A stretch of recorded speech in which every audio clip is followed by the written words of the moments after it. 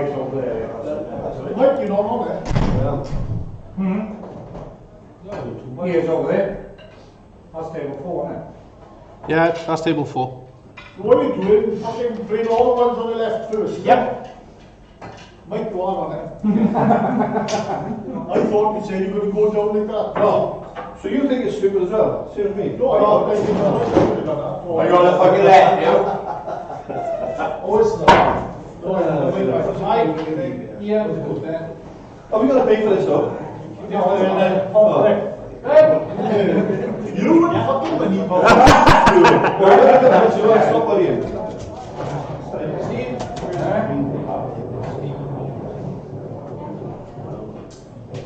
Keep going on the shit.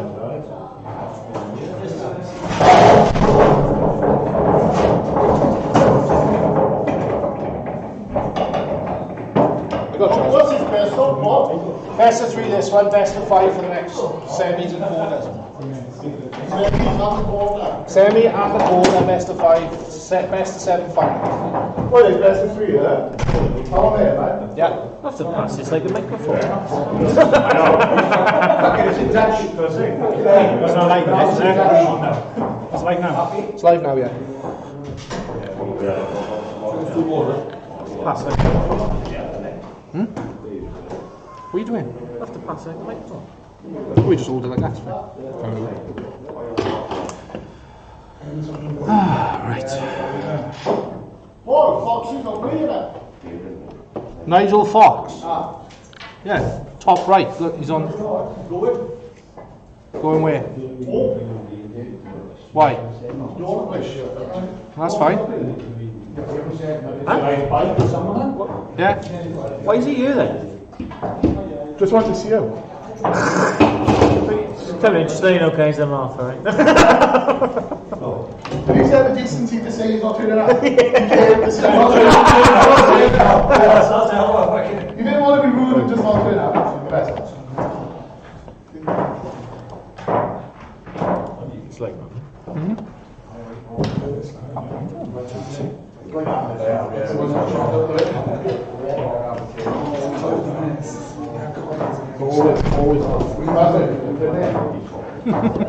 Gotta get John in show. I don't know if that actual is working or not. So Well, it's not plugged in, so.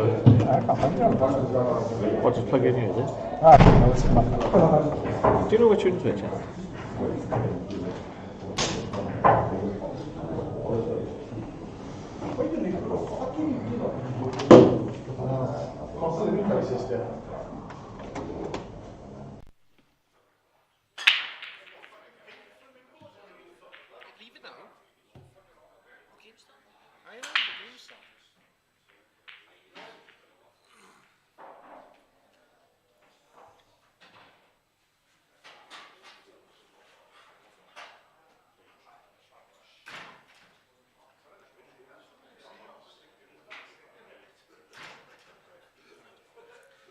Testing, testing.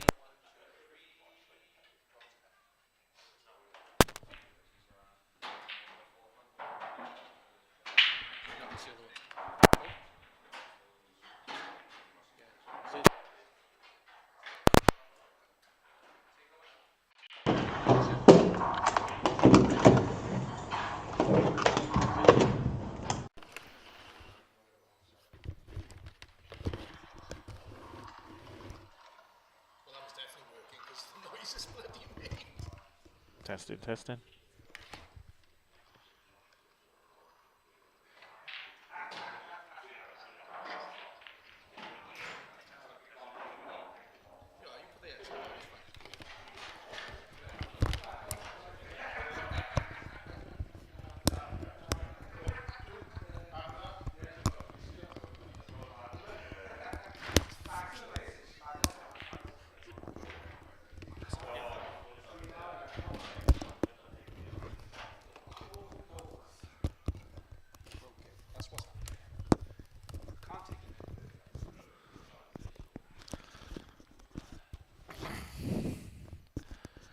Sorry for the delay, guys. We had a bit of technical issues there.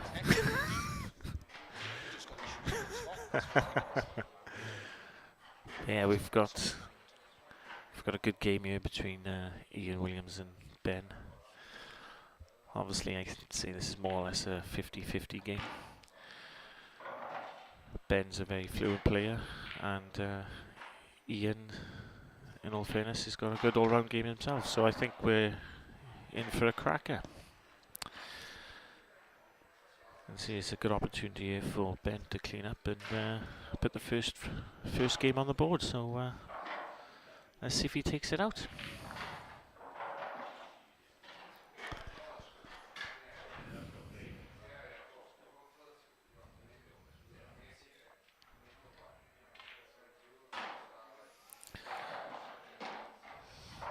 It looks like Ben's in the groove straight away here. Obviously, this is the main shot. Yeah, I think it's just a basic stun. Roll the red into the bottom right and a simple black. I gotta be honest, a bit surprised he's missed that. There's a bit of movement there. Maybe it's a bit of tension. Did expect him to take that out.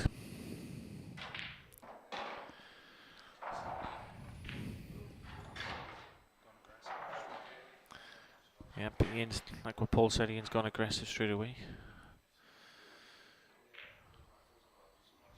Trickiest red near the right middle of the pocket, but yeah, it's well capable. What colour did I say? That is an ongoing issue with you, red. So yellows, I'm pretty sure the opticians check you colourblind. I'm definitely not colourblind.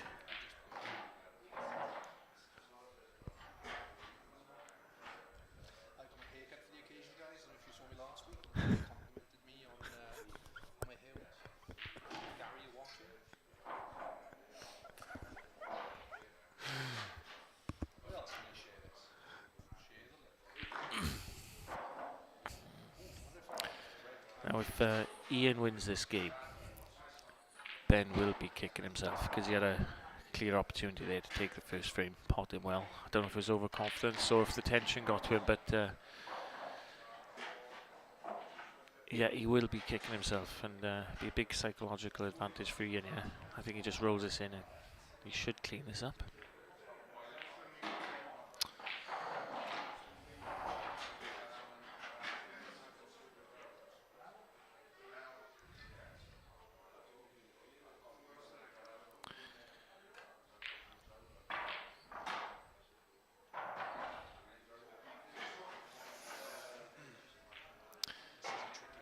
This is a tricky one. You can either try and play for position for this black, but I've got a feeling he might try and roll this in and leave himself a tricky black down the rail.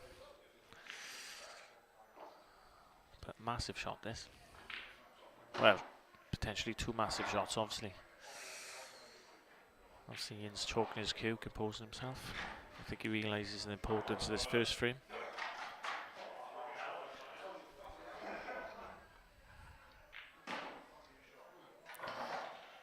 Yeah. Pincher right hand side there just to straighten up the white and yeah, tricky black. Massive shot.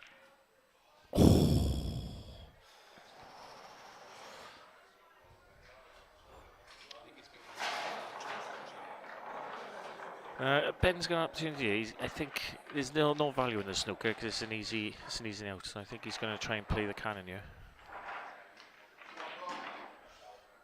Oh, it's gone up and down.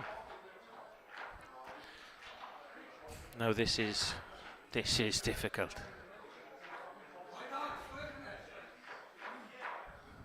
The white flew up and down that table. I think it surprised Ben, but oh, that was a massive shot.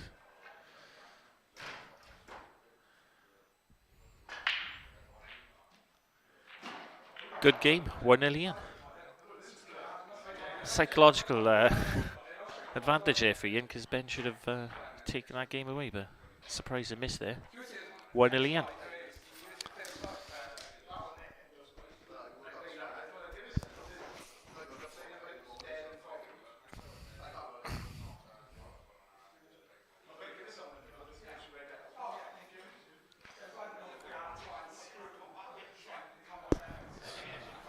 just waiting for the second game now. Obviously they're having a conversation. Ben quite can't believe how quick that table ran for that shot. He thought he'd be a lot closer to that red. But he should have claimed that with the first clearance, in all honesty. Going through table 2 now. Obviously, don't panic, we go straight back to that game. That's our mainstream. Steve just pots the black and it's 1-0 Stephen. So we're going back to Ian now. Ian and Ben.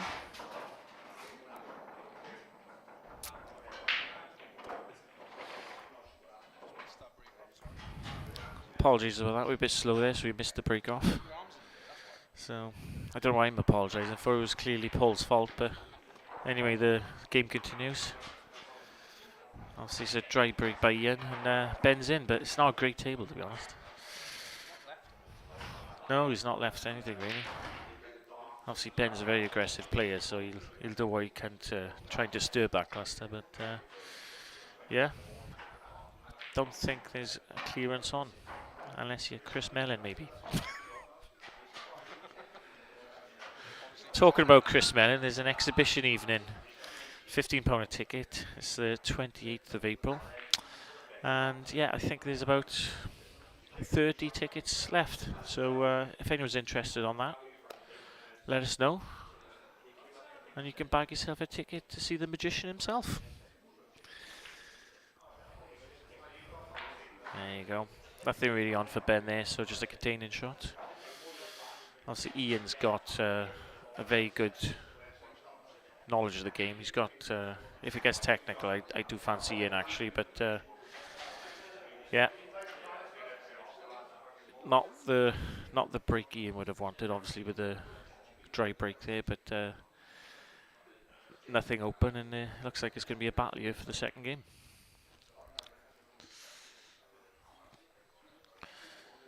Yeah, nice little shot there. Full ball snooker.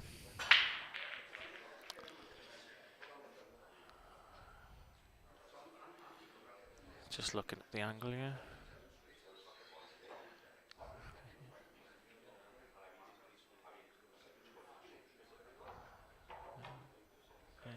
For ooh, he's caught the red, so it's a foul.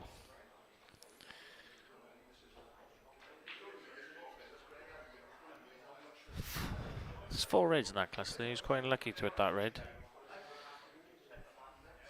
An opportunity for Ian, yeah. I think he'll try and disturb the bottom pocket. Like I say, Ian can be quite aggressive himself. Depends how he feels actually. He's got quite good technical knowledge of the game as well, but yeah, he's going all out aggression, yeah. That's a lovely shot.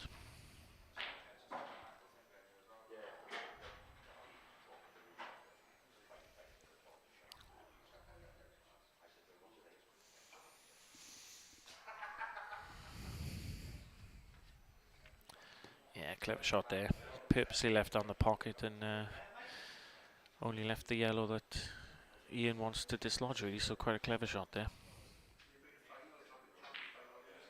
Obviously Ben doesn't really want to hit that yellow because it does open things up, but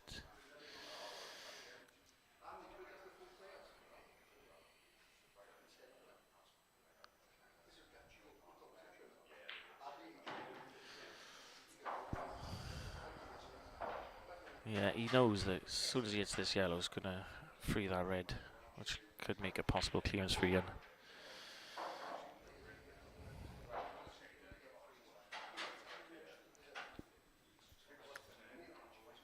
More of a containing shot there. But yeah, Ian's no panic here.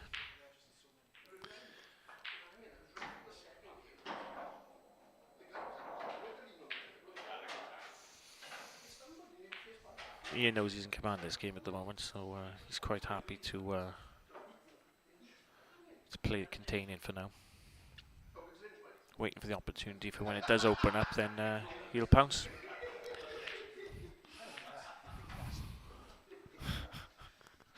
There's someone calling me a big passage here. Strange actually, because I'm sure he's about 3 stone heavier than me, but 2 inches fucking taller. that's another story. Don't tell your missus. I like the fact that I thought soft drinkers. Yeah, well, we take this serious, Paul, you know.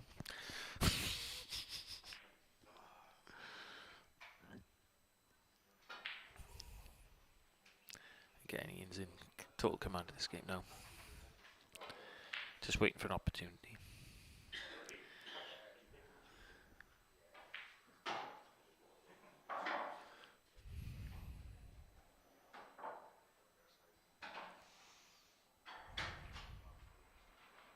Ah, that's a lovely shot. Full ball Stuka.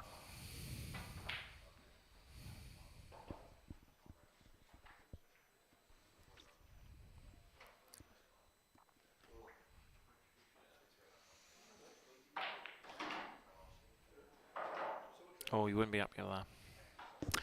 Tried dislodging that red with the yellow there, just to try and open it up for the clearance, but unfortunately for Ian, he's obviously put the yellow over the middle pocket, which isn't what he wanted at all, really. So he'd be a bit annoyed with himself on that one. Still in command though.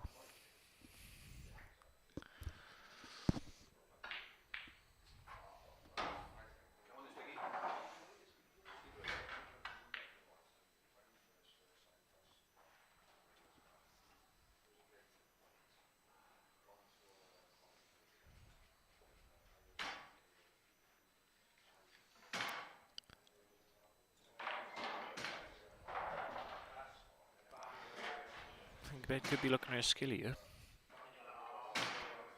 No, he's just tying up the pocket. I think if it was straight, he probably would have attempted that.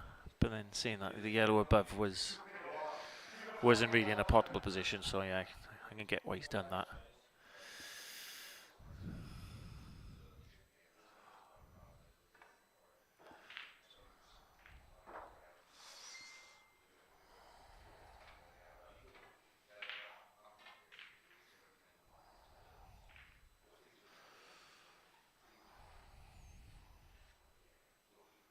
Interesting dislodging that red there.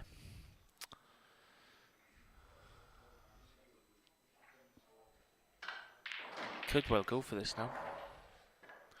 Knowing that there's a plant which will run into that yellow, which will knock the yellow off the pocket, and yeah, he could really go for this. What do you think, Paul? Better chance than any? Oh, it's tricky when he's in command, but yeah, he's looking at it.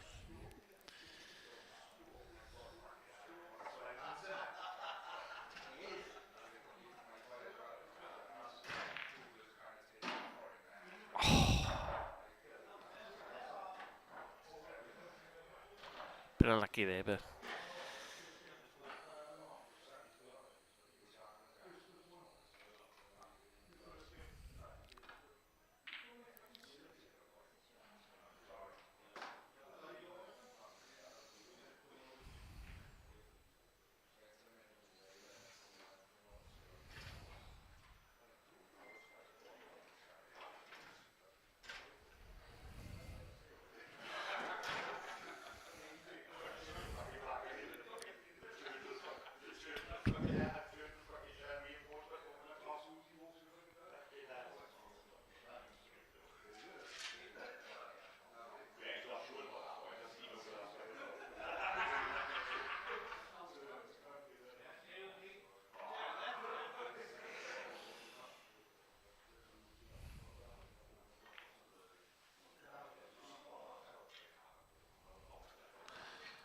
yeah, he's under a bit of pressure here.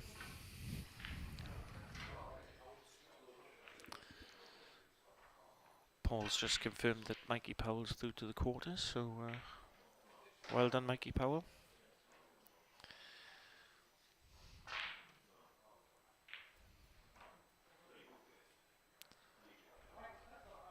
Nice little shot there by Ian. See, there's no point doing anything too hasty at the moment.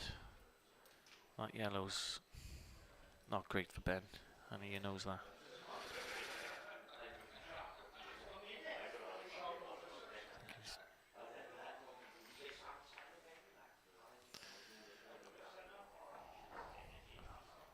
know if he can see that red. Sure, if he could see it, he'd go for it. No, he definitely can't see it.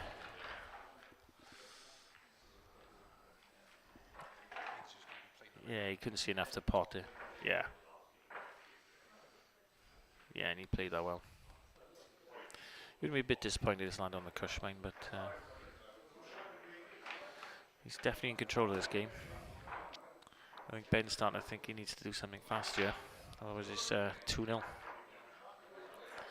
Again, not much Ben can do there, just another kind of containing safety shot there. But if Ian can see that bottom right, he could play aggressive and go for the clearance here. But on the second hand, he's probably thinking there's no rush. He's in control of the game. He knows this one game will take him through. More of a game of chess, this. Should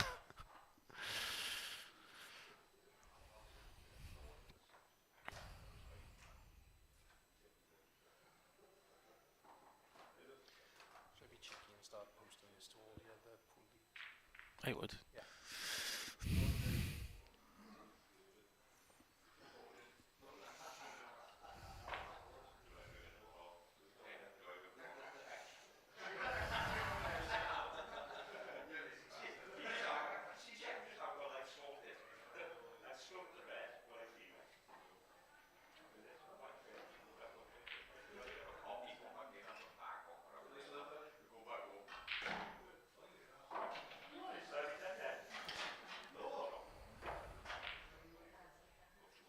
That's a lovely shot. That is a lovely shot there by Ian.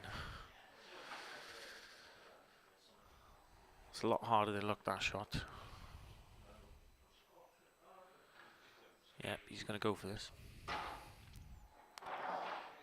Like I say, he's just positioned the tip. He just needs it the right hand side of that black, just to roll it in the middle, and then take out the bottom red and go for the clearance. This could be it.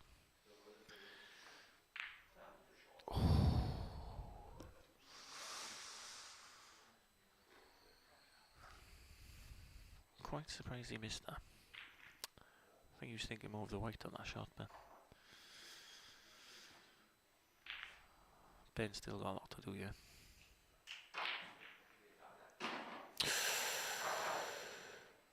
This could be game over. Actually, Ben's been in all sorts of pressure this game. He had the chance to win the first, but Ian's been full command this game, in all fairness to him.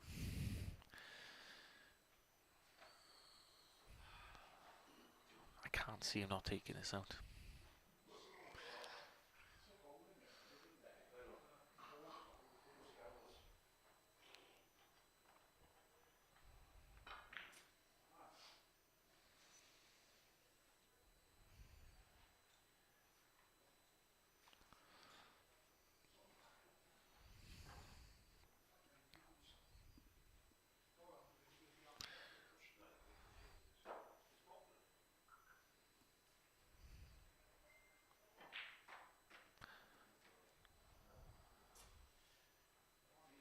Just taking a bit of time on this. He knows the importance of this. Takes him through to the next round.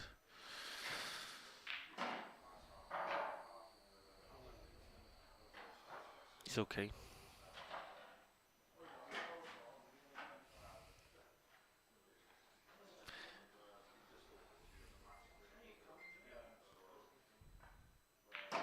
Yeah, pinch aside just to avoid the black there. Yeah.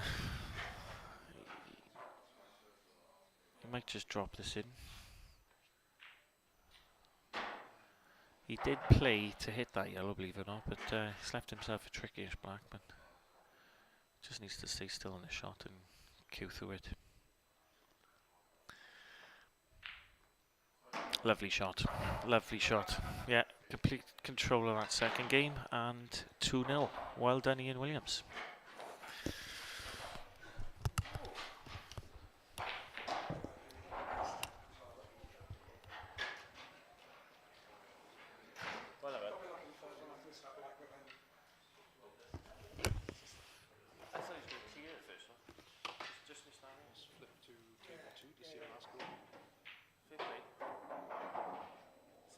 second game, you complete control of that. Complete control of the second game. Yeah, I nearly lost control after they tried to go for it. It was like, I was thinking, oh, he has to roll out of the pocket. You're thinking you want an easy black, you know? so I was thinking, You left do I yourself in plant- a position I was thinking, like, do I plant the black onto the red? Like, Yeah. In a practice, I'm like, yeah. I was like, You meant the can that yellow, wasn't it? I didn't mind either way. Oh, It didn't bother me. I just dropped it in first. It didn't stand fine. If I did it too fat, would have hit the yellow. If I did it too thin, I could pass it. So we got 2 shots that second. I said, I missed it there. I lost this.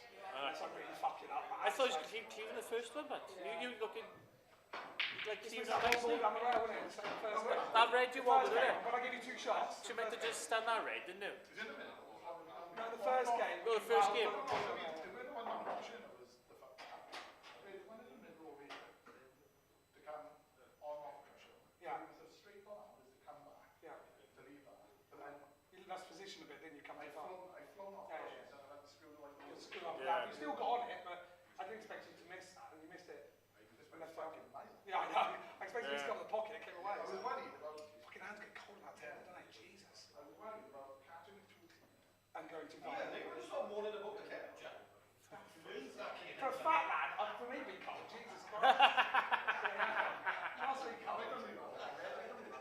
No, as soon as you eat it, I was like, I just watched right like you did. I thought you did that thin as that. Can't eat that. Yeah, I was looking at the white because I thought I did that clean.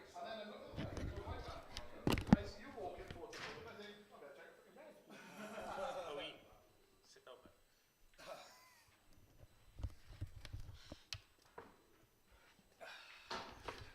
And we're here with Ian, the winner of this game.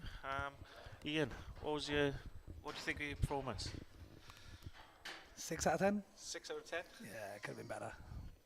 Give away 2 silly shots in the first one. He should have cleared up. Missed the black, poor position to get onto the black. Literally had to take my medicine, battled it, got away with it. Second frame, in control, nearly lost control. Managed to get over the line and just make mistakes, but nothing to write home about. But Well, I said before the game, I said if this goes tactical, obviously you'd have the edge, to be honest with you. And that second game, in my opinion, completely controlled it. Completely controlled the game. It was more about me sort of screwing up rather than him winning it. I mean, he had a couple of chances, but it was hard work. Deliberately living in positions where he couldn't do anything clever, couldn't do skill shots. Control the balls, get my balls out early, make him work at it, and then see what he can do. Because everyone's got a shot in him. He's tried. Anyone can do. Like he tried doubling the ball, which was fine. To then clear the pocket, if that comes off, fine. There's always a shot in these rules. That's the thing. You can always find a shot, and if you can then clear a pocket, you have got a chance. So it's trying to minimise those opportunities of the clever shots that some of the good players can do. Yeah. Well, congratulations. Cheers, buddy. Thank you very much. See you next round.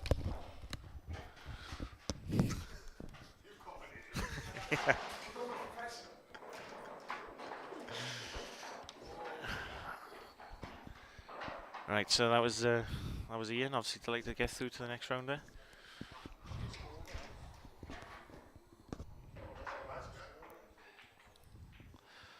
So obviously back to Damien and Stephen, 1-1.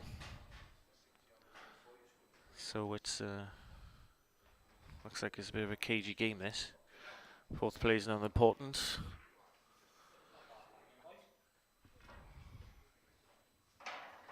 So Steve's under a bit of pressure here. I think he's more thinking where the white is.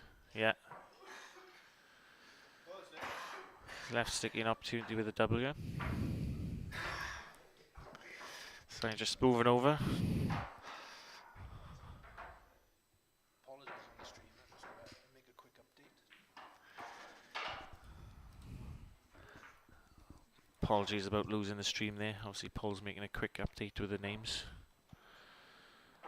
But we'll be straight back with our table as soon as we can.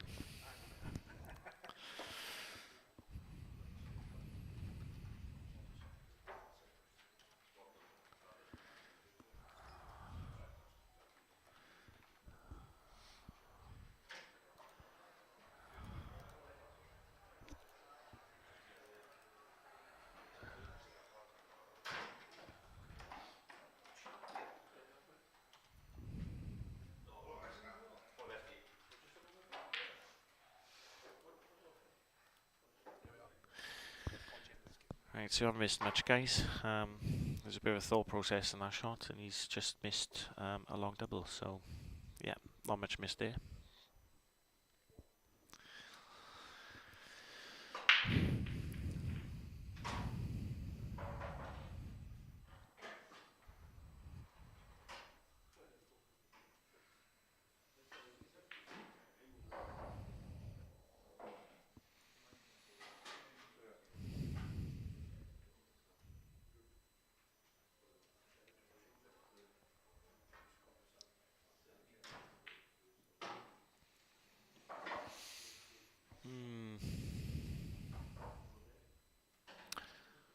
I think if it was me, I would have tried to play off the yellow and go behind the black beer, but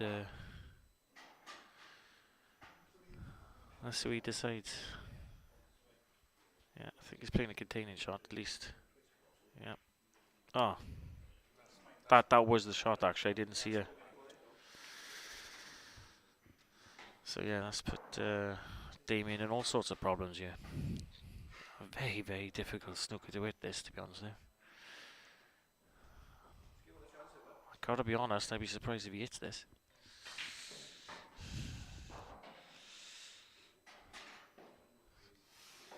Paul doing the hand gesture there, because obviously I'm too loud and he could probably hear me talking.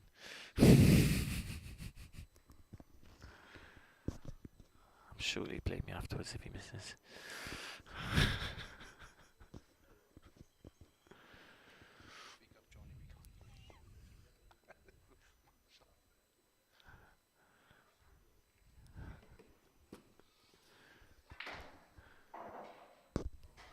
Is he minding it?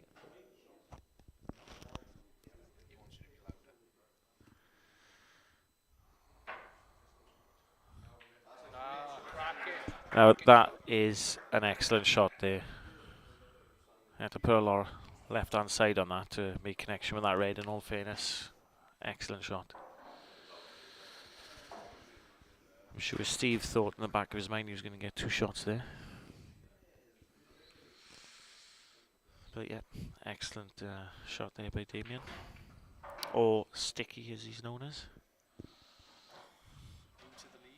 Why is he called Sticky? Any? Well, if I could pan the camera across to you, you'd understand. But if you look at his legs, that will give you an indication Right. of his body type. Right, okay. I just thought he might have been barking mad.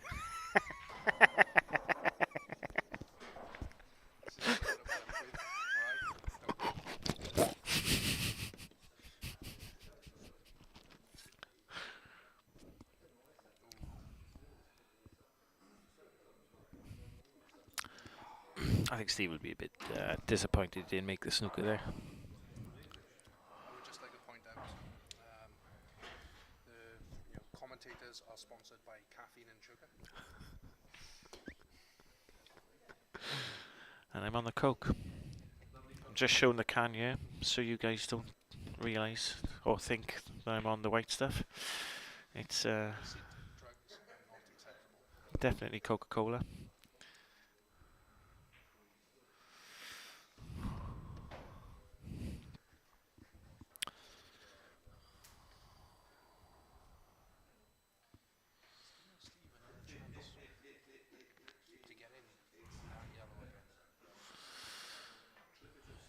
He could get behind this yellow. He's got to be careful he doesn't go in off here.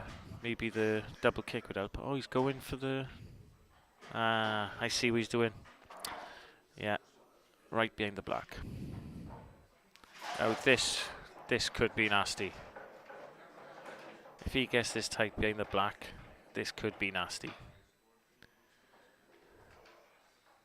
Delicate shot there, but if he executes this, this could be game. I think next I'm going to keep an eye out and I'm going to get a third camera. Yeah. Oh no, sorry. Technically this would be a 4th camera because it's my webcam. And we can put it behind us and show the people, the crowd we've got who have come down to watch. Have you used the webcam much then, Paul? Or? Yeah. There's a couple of white stains on there. Sneezing does that too. Oh, sneezing, right, okay. I use the high quality ones for the fans. High definition, is it? Yeah. Nice shot.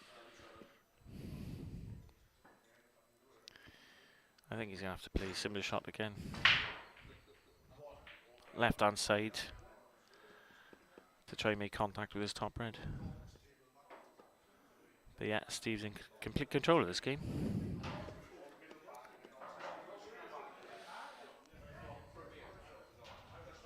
Even if he makes this pot, he's still got a difficult black, you know, but let's see how good his angles are. Oh, he's executed that well, and I gotta be honest, he's very unlucky where the white landed. Very unlucky.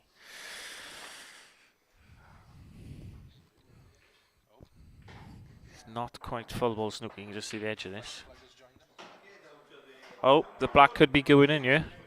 Oh! Wow.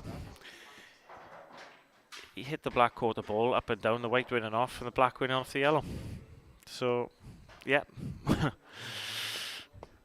think Sticky a bit upset by that, but well done, Steve. He did put Sticky in all sorts of trouble here. So we'll just transfer to table 2 here, which will be Jeff and Dan.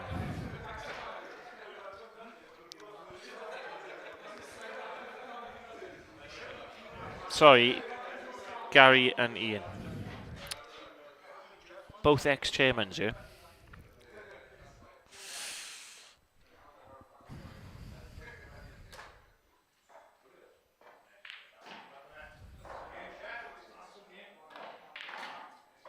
Oh,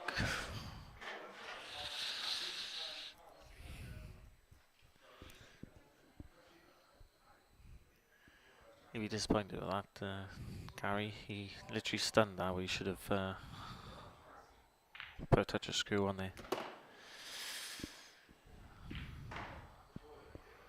Yep, that was an opportunity there for Gary. So he will be kicking himself for that. I got to be honest. So Ian, yeah, with an opportunity.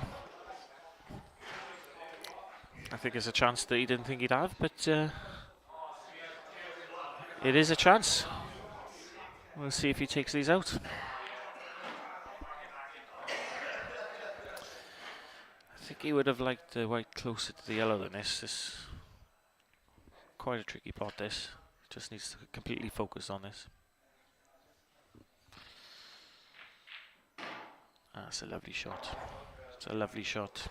He's got enough angle just to bounce over the other side of the black as well, so yeah, well executed. Just touch the right hand side. Just to, yep, touch the right hand side to avoid the black, and a simple pot in the bottom left hand pocket. Well done, Ian. But yeah, Gary will be absolutely kicking himself for there.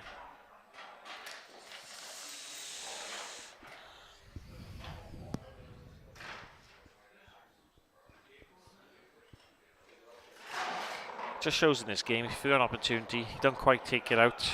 You know, you've got someone right behind you that's capable, especially in this this tournament, the last 16. So you've got to make sure of every pot, really. But yeah, he will be absolutely kicking himself of that. He'll be having nightmares.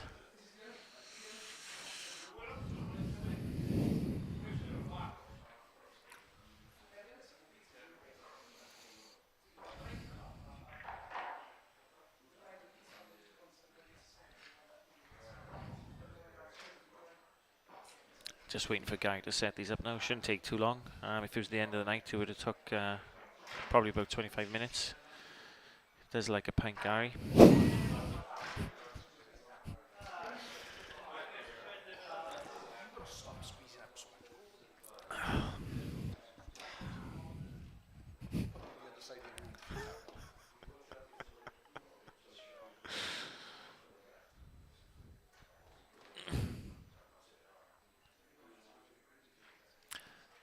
Just waiting on Ian. Let's just get a pint of Madry's. Just seen him walking in now. They do a cracking pint of Madry's down here, I gotta be honest.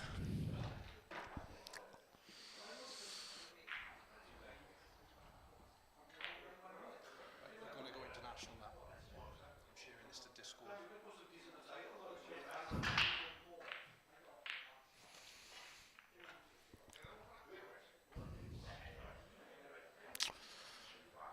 Gary breaks it off here. Dry break, so he'll be a bit disappointed with that. Ian's prowling the table here.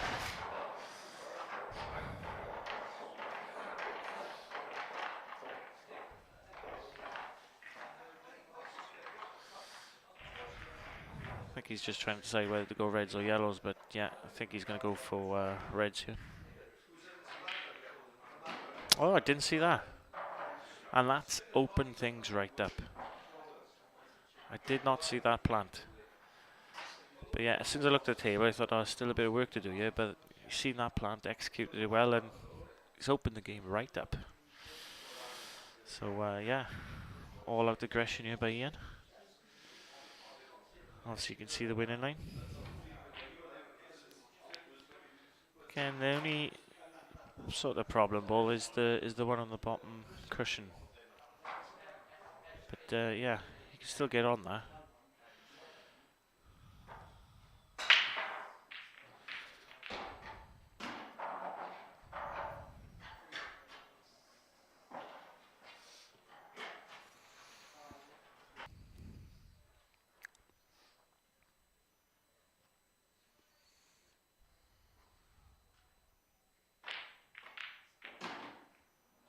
Oh, that was unlucky.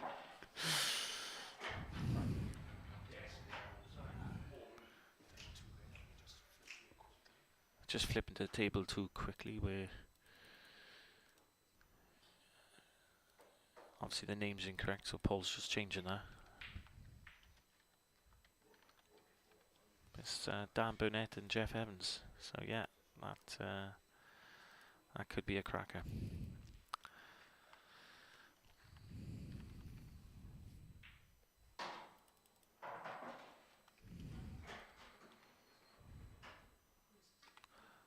Obviously both players know each other inside out. They both play for Ferndale, so they'll be very respectful of each other. They know what the other capabilities are, but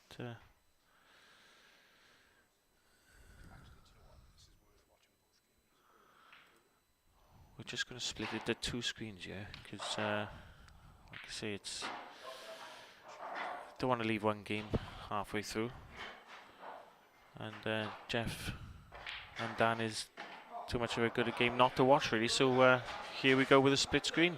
Hope you guys enjoy. Obviously I won't be commentating on 2 games. I'm a bloke at the end of the day, I don't multitask that well.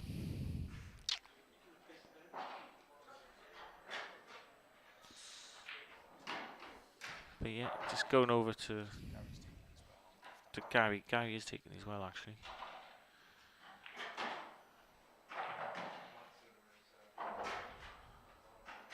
And he's going at these quite quick as well, he's confident.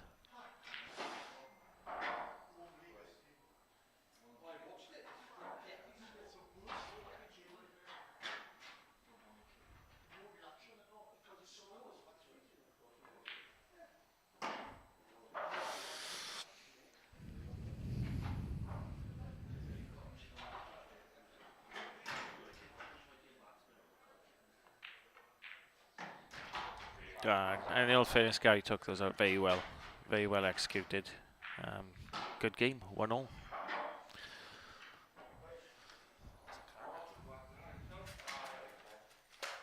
Obviously going over to the table with Dan Burnett and Jeff here, so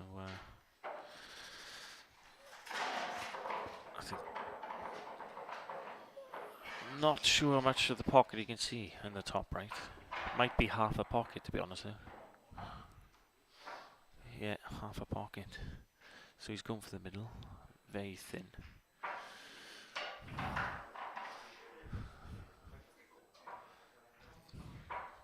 That is thin.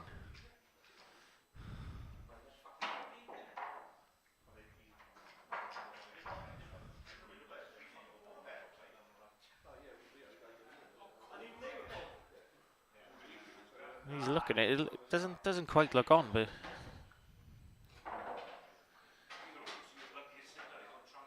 no, I don't think it is on. So he's going off the cush.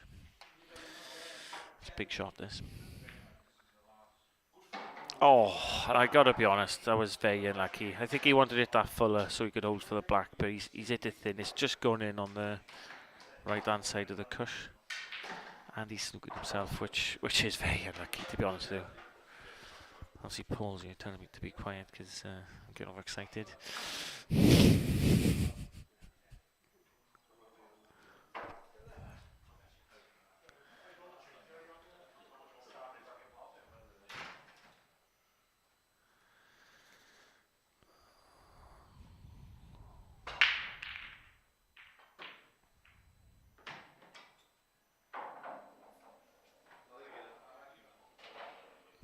Lucky there by Dan.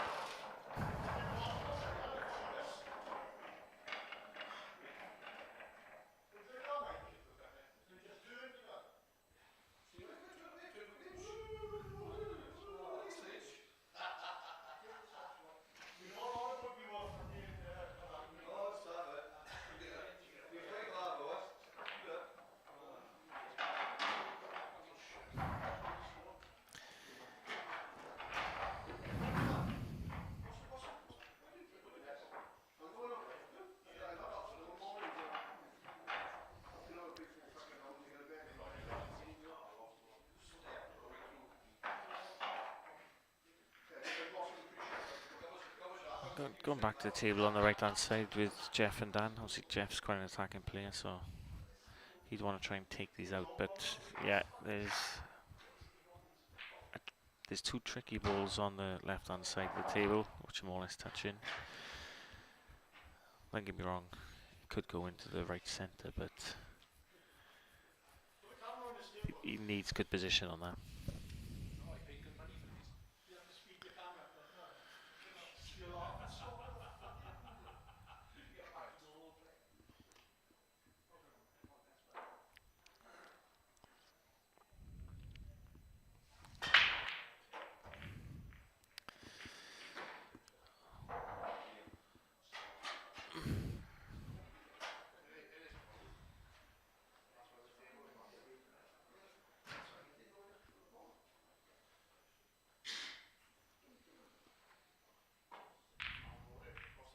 Ian Williams, Mike Powell, table 1 out the bar.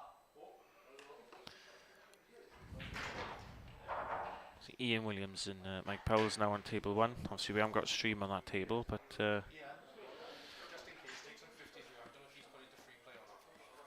I think Ian would fancy that game, but Mike Powell on his day can beat most players, so yeah, could be a good game that.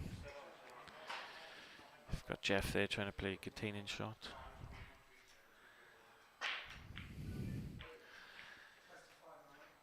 I'll be honest, I think Dan might go for the cut in the middle pocket here. He's quite attacking, but I think he'd be worried about being off with the white colliding into that bottom red.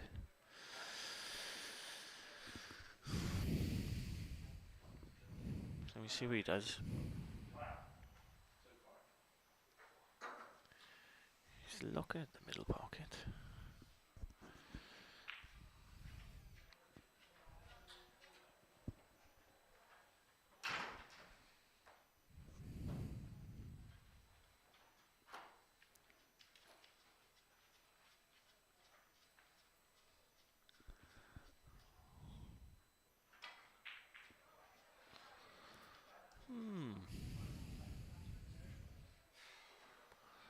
Now he could be in all sorts of trouble here.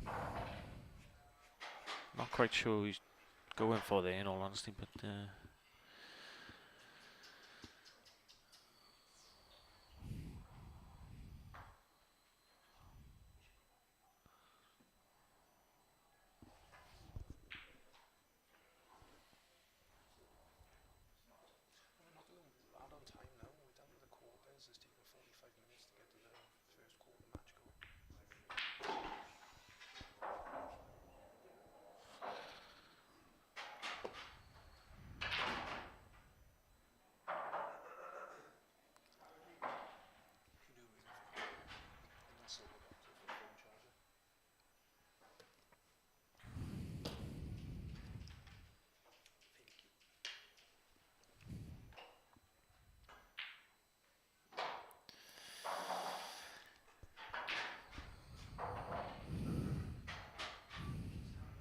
I think Jeff wanted that to run a few more inches further up, so we could go for the top red really.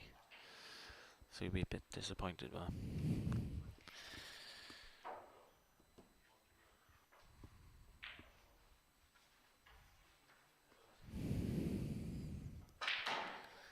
Didn't expect Jeff to miss that, I gotta be honest.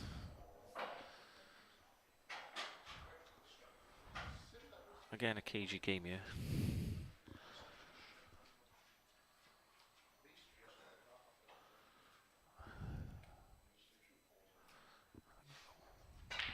I think he's going for the double.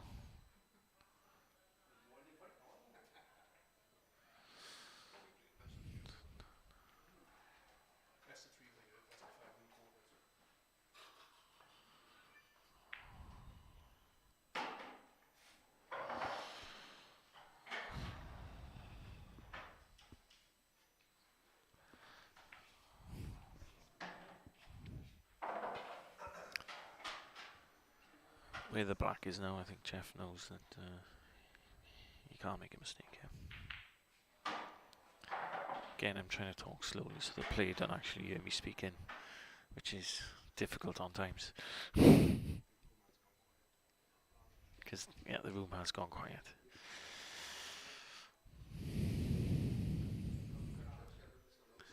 I think it's because Mikey Powell's left, but the room has definitely gone quiet.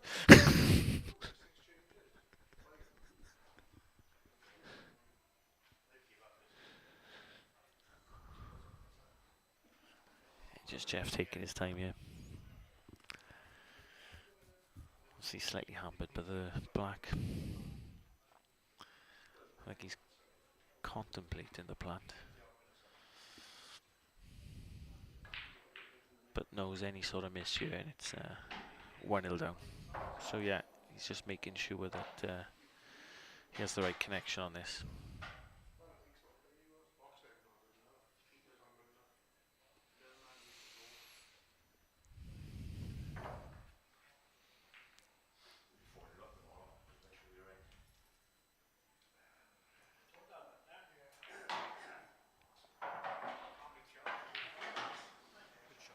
He did play that well.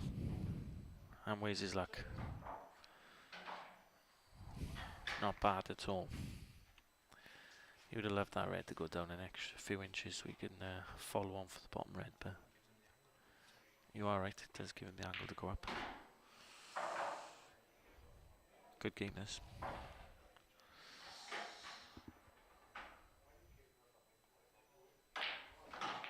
Oh, and he hit that all wrong. He'd be fuming with himself there. I think he needed to dig a little further down on the white there, but got the angle all wrong. Had an opportunity there, Jeff. He'd be disappointed there. I'll see 1-0 Dan Burnett. Going on to the table on the left hand side now, still battling out the old former chairmans.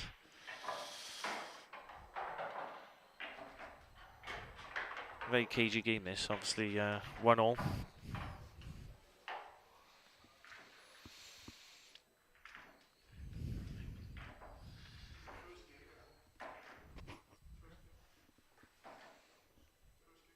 It's 1-1.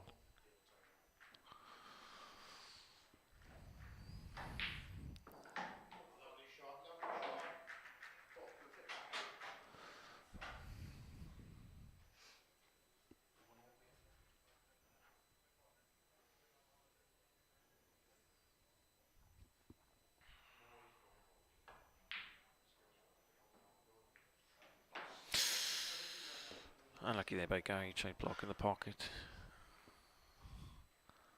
See a golden opportunity here by Ian.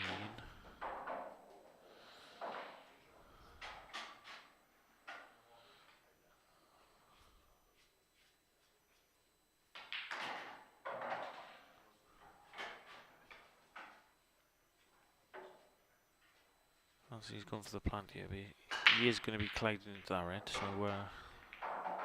he's got to be careful.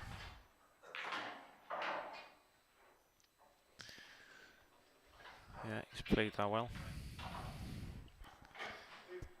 So I think he's looking to screw this 2 feet up the table and slot the black in the top left.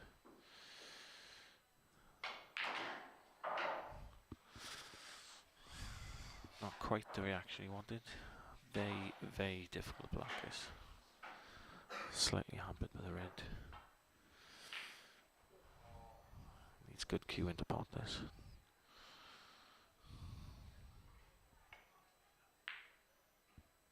I thought it was there. That was close. That was close. Good effort there by Ian.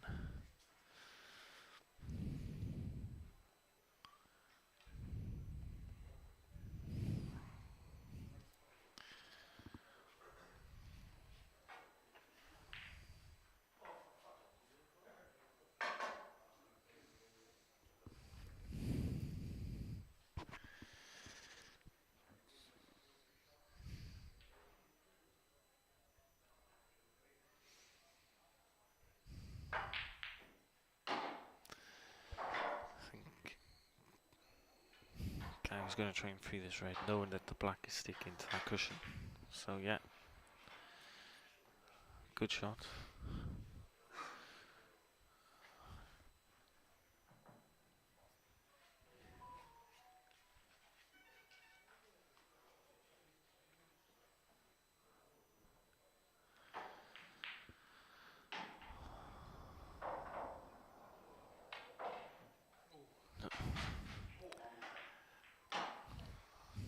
Unlucky there, but it was that thin. He either potted the black or he missed it completely. It was that thin. So yeah, a bit of drama in this game.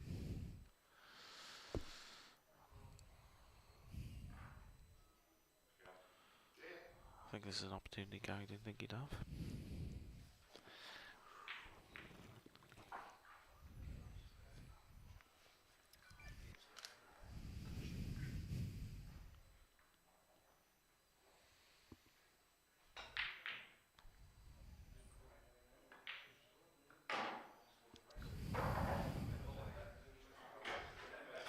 Now white did keep running, yeah. I think the shot is obviously off the 2 cushions, just to get closer to that red. Oh, he's overhit it. Oh, no. Now this is a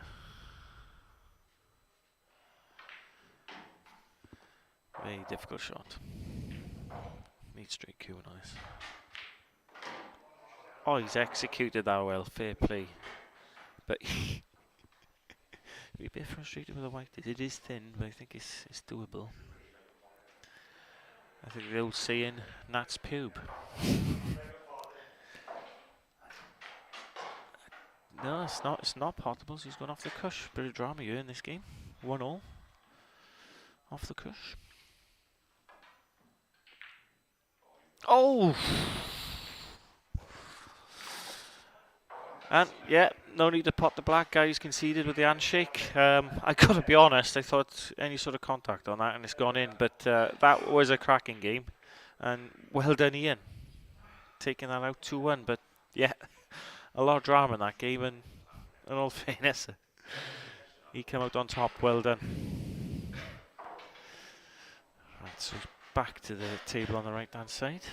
So we've obviously got Jeff and Dan.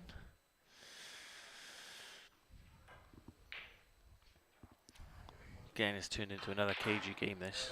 Both attacking players, but they both know each other's game inside out, and they've got fully respect for each other, so they're turning this into a bit of a battle.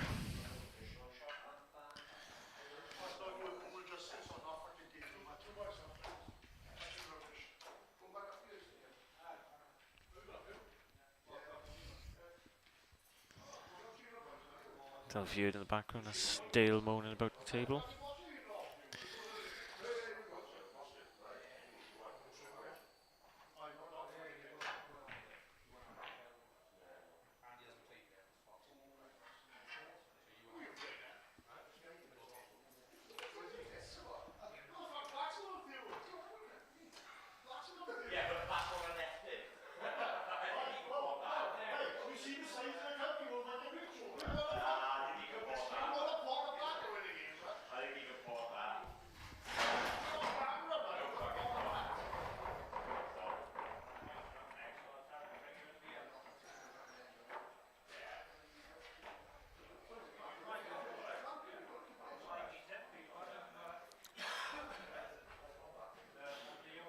Yeah, just a containing shot there by Dan. Obviously that red being in the pocket there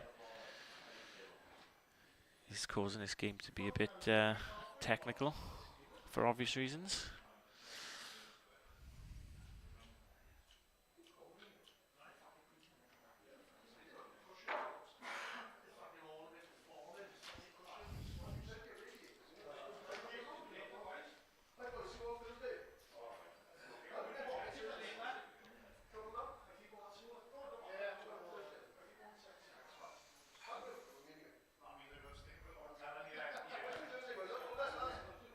Jeff's just giving us a bit of thought. He's going to play another containing shot just to free out that yellow. Nothing more he can do there.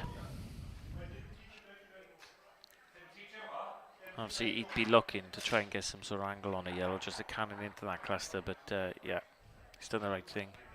Knocked the yellow out. But Dan knows that. That's why he's snookered him on both yellows. So it's a very good shot there. So I think the only yellow Jeff can hit clearly, or the only yellows, is the ones that's blocking that pocket. He wouldn't want to disturb that because he knows that Dan's quite capable of clearing it. If there's an opportunity to go in, he's well capable of clearing it.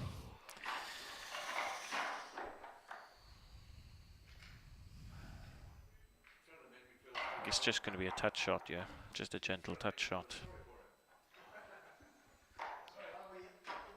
Yeah.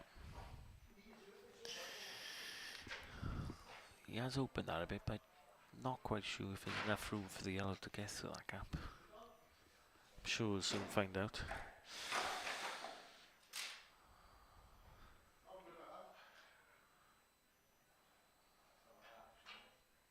Yeah, he's not going to go for this, Stan. He's tried to do a similar shot to the last and block him on 2 yellows, knowing that if he hits the 2 with the red pocket, then he's quite capable of clearing the gap or fouling. So unlucky there by Dan. I could see what his thought process was.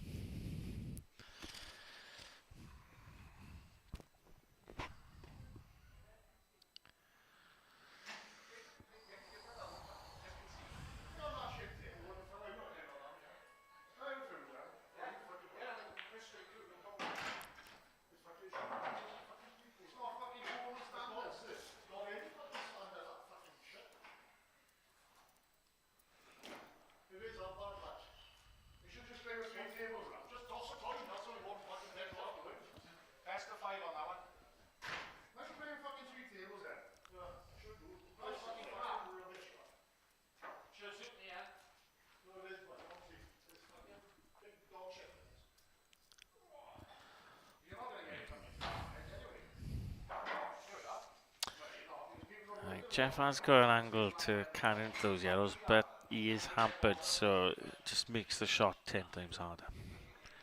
He'd do well to execute this, to be honest, because just being hampered on his shot just makes all the difference, really. Means he's striking down on the ball. Any unwanted side could leave him in a difficult position, but yeah, he's going for it. He's striking down. Oh, God. I like it about Jeff. It was a difficult shot. But Dan will be over the moon with that. It's an opportunity for him to take these out. Dan very capable of taking these out. Obviously he's had over a century break in snooker, so he can certainly pot, Dan can. And I'd be very surprised if he don't take these out, in all honesty.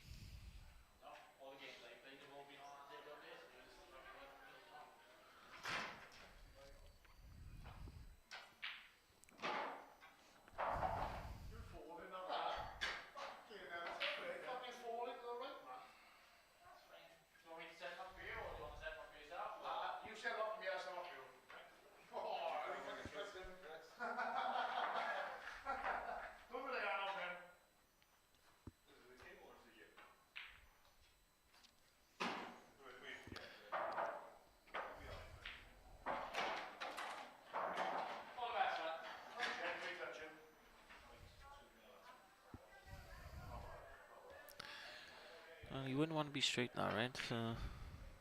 You wouldn't want a slight angle just to bounce off the cush. I think he has got a slight angle. You have to check a lot of side on that. But yeah, in all fairness, he played it well. Good shot there by Dan, because I think that was near enough straight there. You had to force the angle.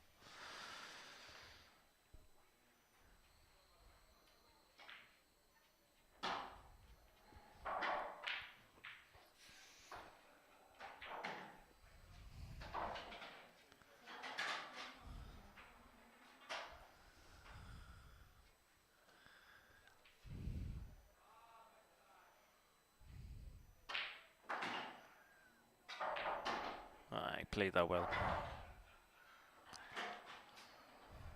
Played that well. That was the best way of controlling the white, in all fairness to Dan, and yeah, played that very well. 6 in the black for a 2-0 victory. So well done, Dan.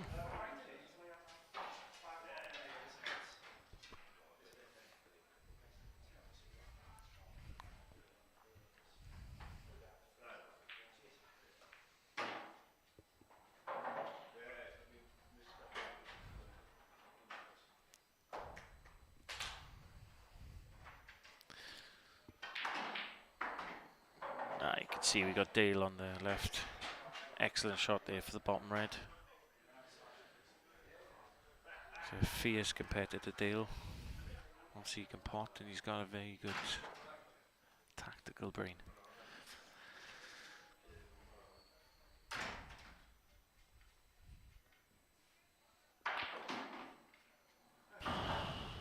Unlucky there.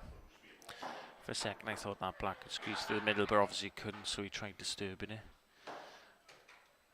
Not quite the full ball, obviously you can see the edge of this black.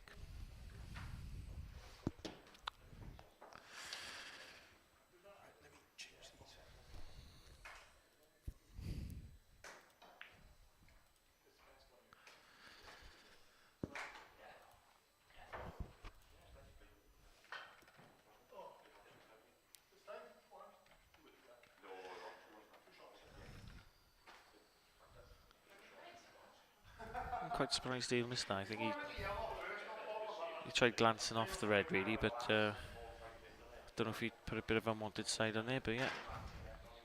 Missed the red on the way up as well. The black rather.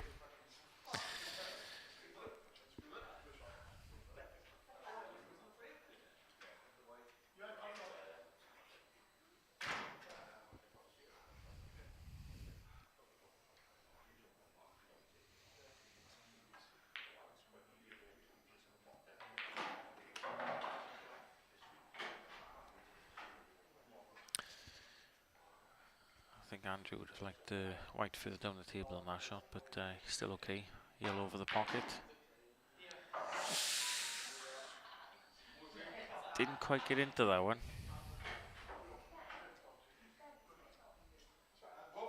He would have liked the white another 7 inches further down to the right really, so he could go for the pot on that bottom yellow and hopefully go into the cluster or try and force a clearance. But yeah, he's under it there, and I think he's going to have to play some sort of safety now.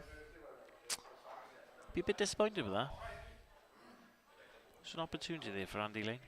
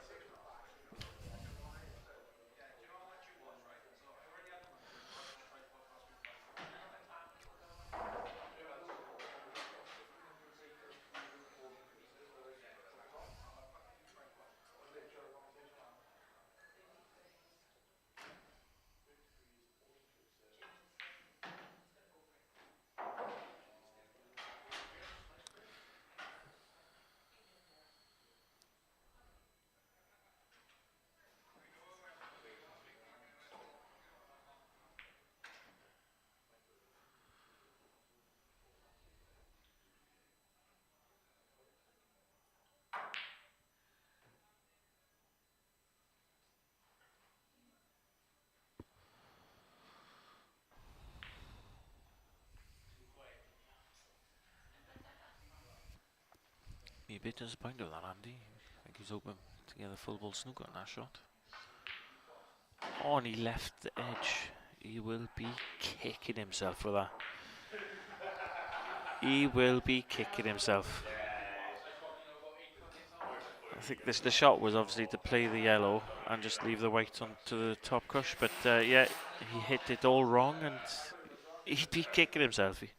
For him to leave Dale quarter ball pot on that black, he'd be kicking himself, but yeah, well executed by Dale, 1-0.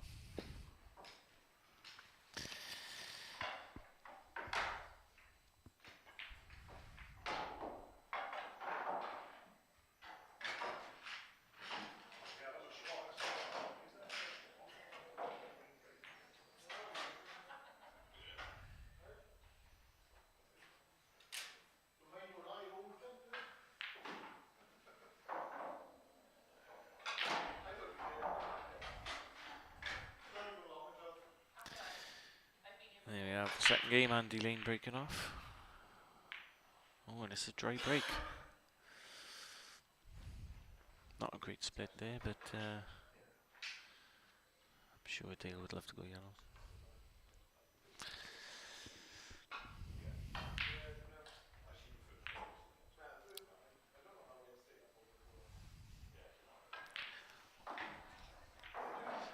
Unlucky there, wasn't an easy opener.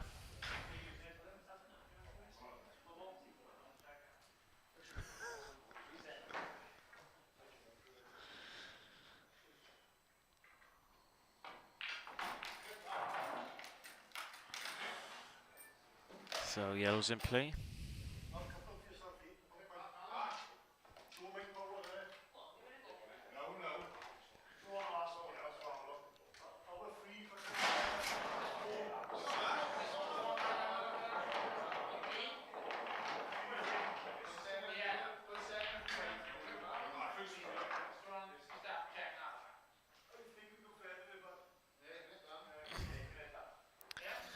There's quite a few balls tied up in this game. I think it's going to be a tactical game, which, to be honest, favours Dale.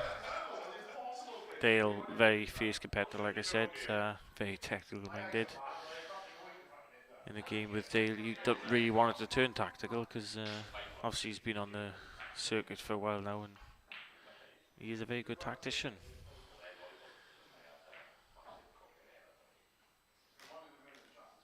And just what I expected with that simple shot, he's full ball snookered Andy Lane. Excellent shot there.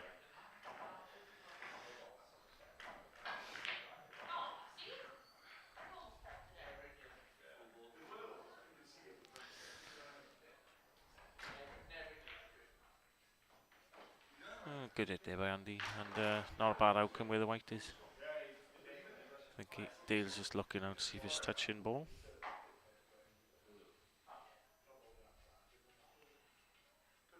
Yep. Touching ball.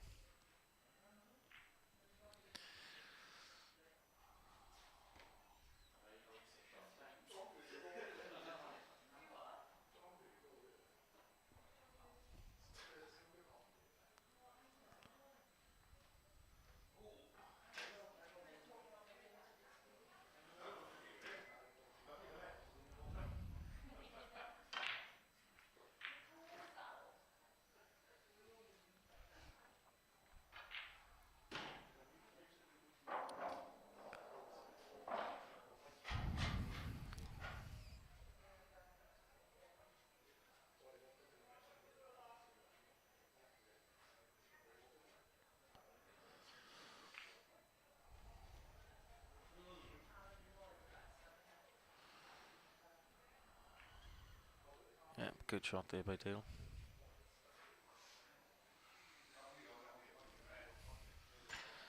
The game year is slowly opening up, so obviously there's a few tactical exchanges which has opened up a few of the balls here. So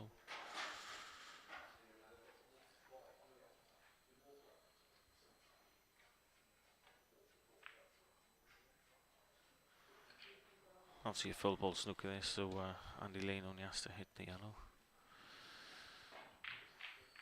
Dale's looking for an opportunity, but not quite an opportunity there at the moment, so I think it'll be another containing shot here by Dale. He's obviously going to go for the bottom red and keep things tight. Another clever shot there by Dale, making sure that he blocks the left hand side of that cluster yellow, so it's a full ball again. Again, Dale using his experience and wisdom there. Trying to keep things very tight. Already 1-0 up. Putting the pressure on Andy Lane. Trying to grind out this second game.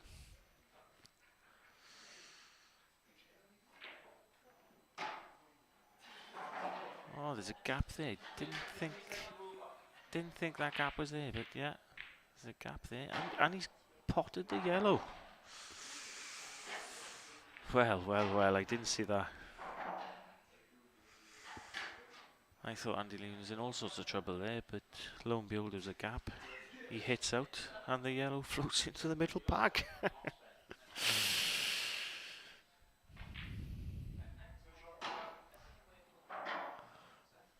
It's a funny old game.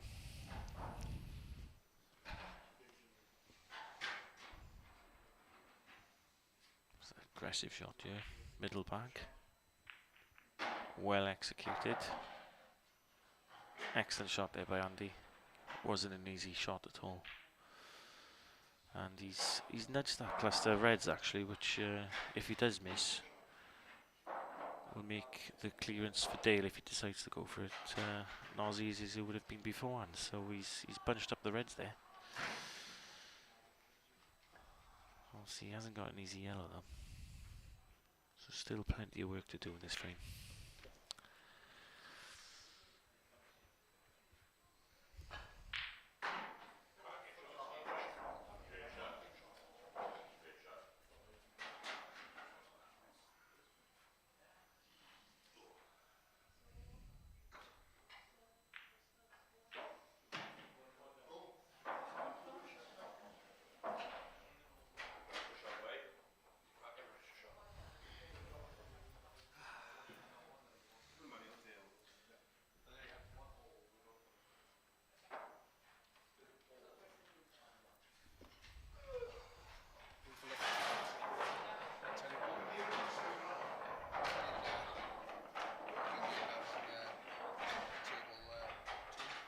Yep.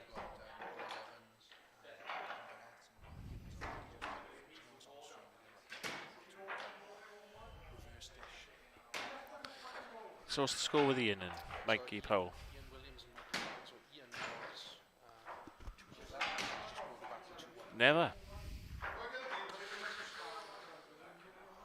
So Ian's 2-1 down to Mikey Powell on the first game, but like I said, 2-0 down there. Fair play to Mikey Powell. Like I say, Ian's a good competitor there, so looks like he's a cracker on table one.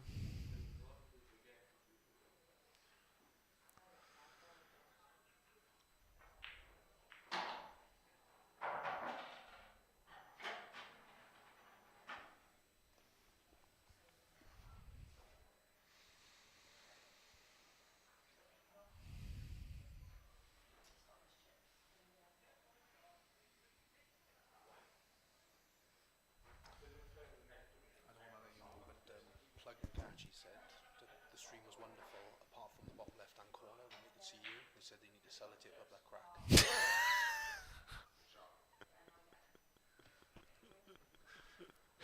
Thanks for that, Paul.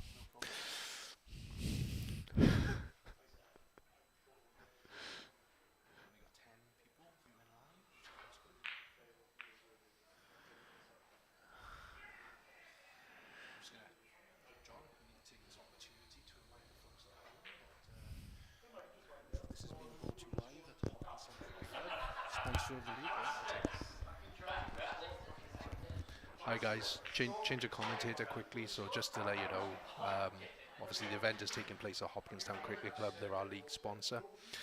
Hopkinstown Cricket Club, great venue, great place to come socialise, develop and grow, as John says.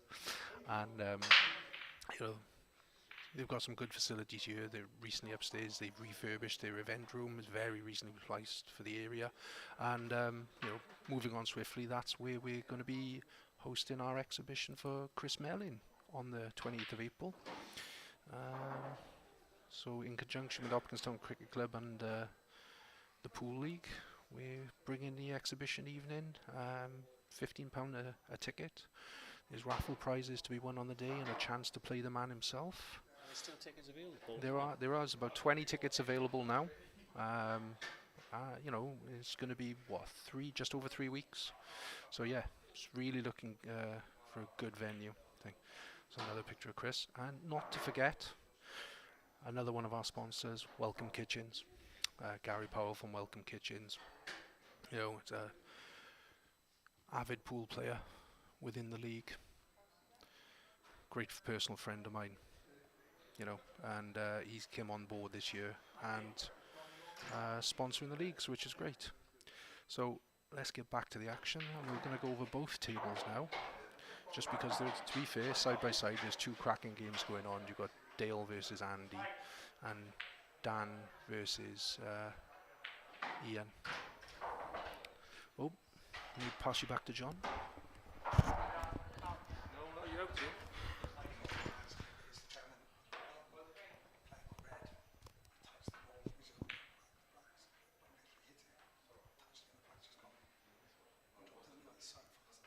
Is it 3-1? Yeah. Yeah, he is fast.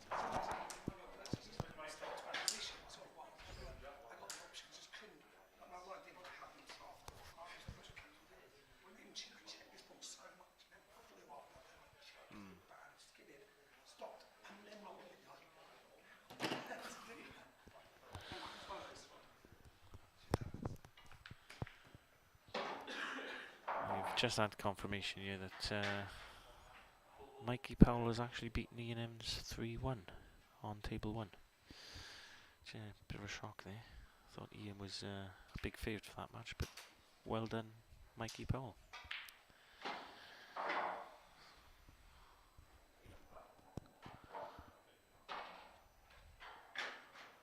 I'll see the screen on the right hand side. Dan would be a bit disappointed he didn't hit that a bit harder. In all fairness, it looked as if the cushion was a bit dead on that spot, but obviously still doable, just a thin cut and a bit of side to avoid the in-off. Yeah, that's the problem. He's had to play so much side to avoid the in-off, he ends up missing the pot, which has given Ian a chance here of, is it pinching the first frame ball? Is this the first frame?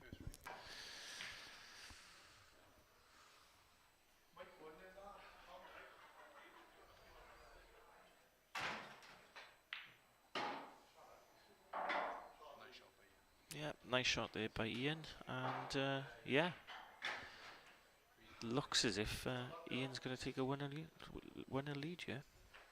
Well, it looked certainty that Dan Burnett was going to take that first frame. Obviously slightly under at the shot, a bit of side to avoid the in-off, missed the black, and that's it. Ian takes full advantage and goes 1-0 up. Good start there by Ian, well done.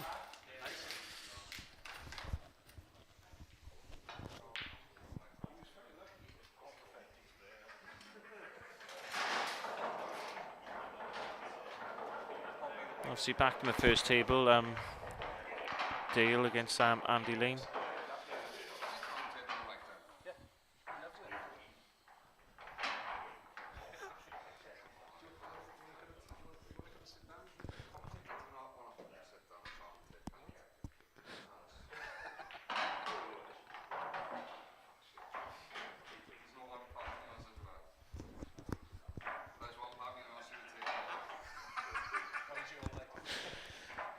Yeah, we've got Sean walking in the distance. You can't see him, but he's walking. He's walking like a pimp with a limp at the moment.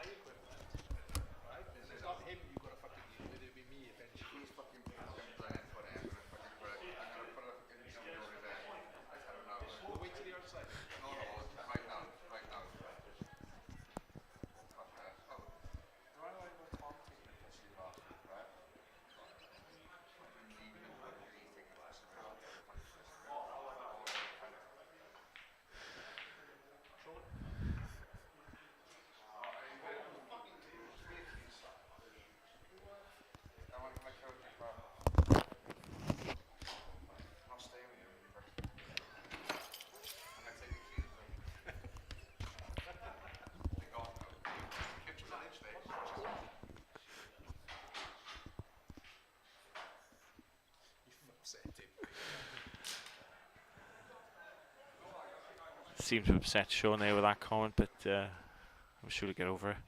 I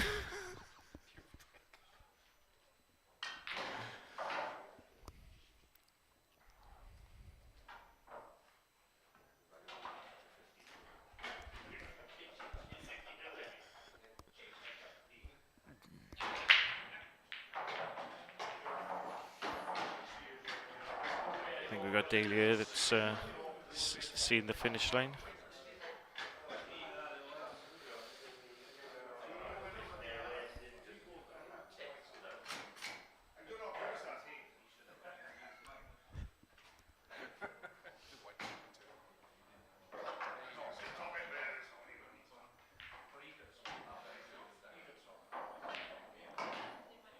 Lovely cue there by Dale. Cued that well. He's also got a slight angle to bring the white back up for the last red. So yeah, good shot there by Dale.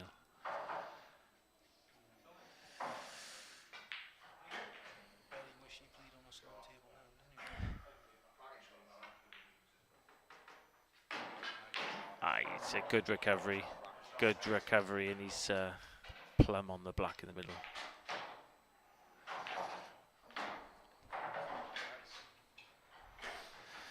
Well taken out there by Dale, 2-0. Played a couple of nice shots there, in all fairness to him, so well done.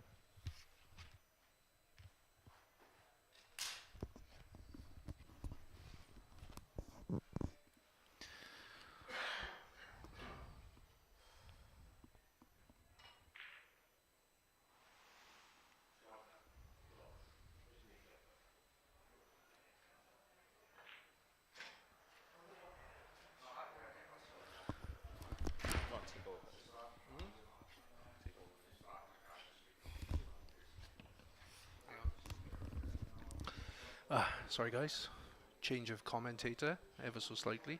I just need to do something. So we've got across the pond. If we just go this, say hi John. Oh, thank you Sean. Right, so John, just wave on the camera, say hi. Hi. Right, that's John. That's Paul. Brazy. This is the face of trials. You know the score. Enough said. But back to the pool now.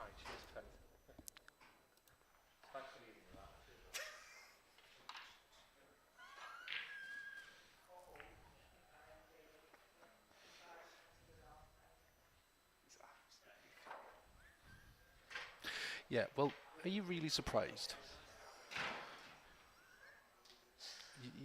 He's a little bit sensitive. Yeah. Watch the lead, but don't pull it out.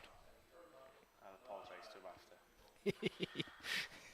So that's Breezy. I played Destiny 2 with him. Yeah.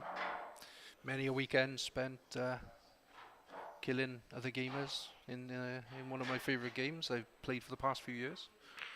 So it's always nice, you know, get across the pond, viewers.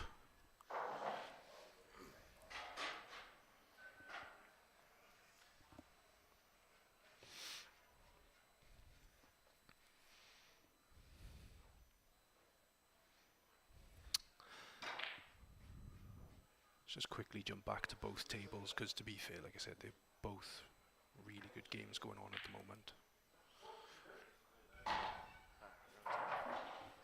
Oh, you're going to go up the car park and hug it out with Sean here? Well, I'm going to check to see if he's done something. Oh, he's probably let your tyres down. Oh, nice shot there by Ian. That was his luck.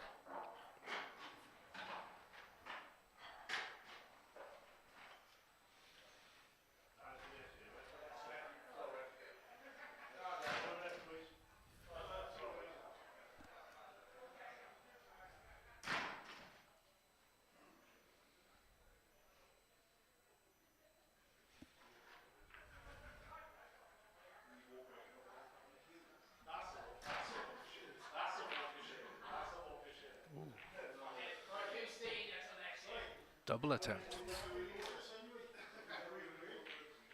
Ian with the attempt at the plant. I think he's left it open for Dan though. I do think he's left it open for Dan there.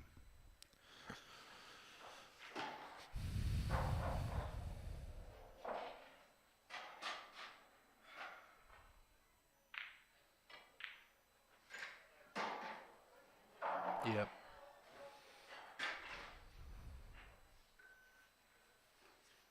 Let's have a look, see how this goes.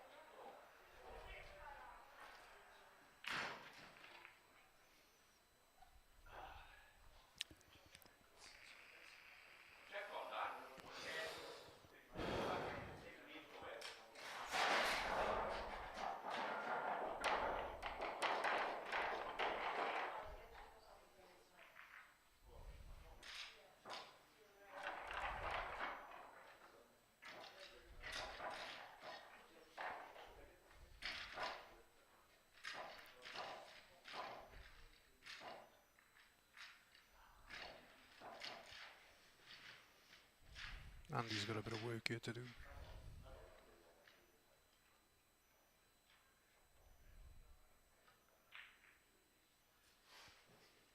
Just decided to play containing safety there.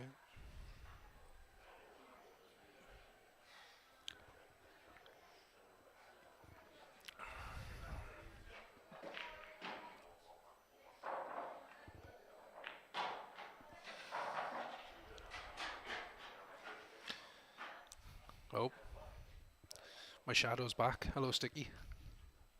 How are you doing? No, you're not on. This one's not got the camera feed a minute. But if no need now. So the table in the bar will be done. So Mikey's through. The 3 quarters are on now, which will lead into the semi. So I'm going to use those 2 tables for the semis. Two stream tables for the semi. Yeah, feel free. You want to have a knock round? Feel free. Just don't tell Lanky because he'll switch free play off. Yes, free play. Just press a button. Lanky, you didn't hear that on stream, right? Yeah, your car's all right, John? Yeah. It won't be when I go out there. Yeah, it is done. Oh, I tell you what, there's a book. I'm going to buy it on Amazon, right? It was recommended to me a few years ago when I took over as a manager's position in my place. It might work for you. How to make friends and influence people in 3 easy steps, right? Not taking the piss out of them, right? When they've just had an operation would be step 1. Just saying.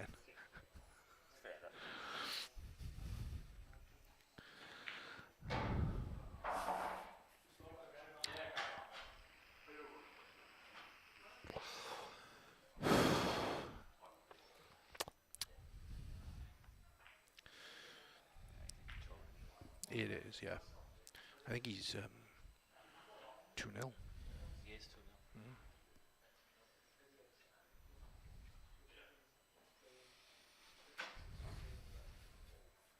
So we're done now from the bar perspective. We're just waiting for these games, and then once these games done, we'll have the semi-final, and it'll be on these 2 tables on the live stream. That would be good.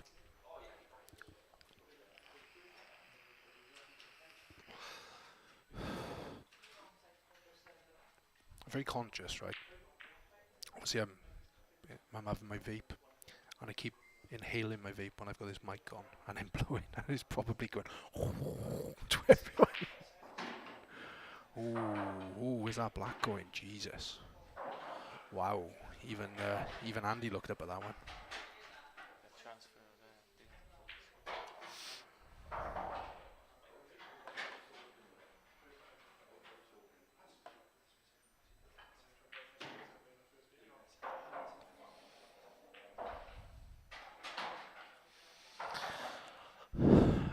Andy's thinking here, because he's got that yellow tied up with those reds.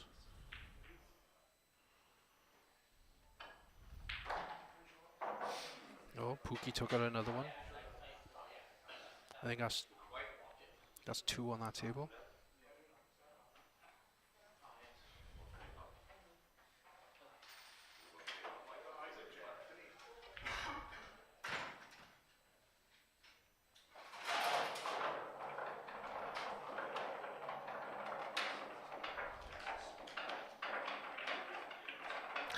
It did make me laugh earlier, right?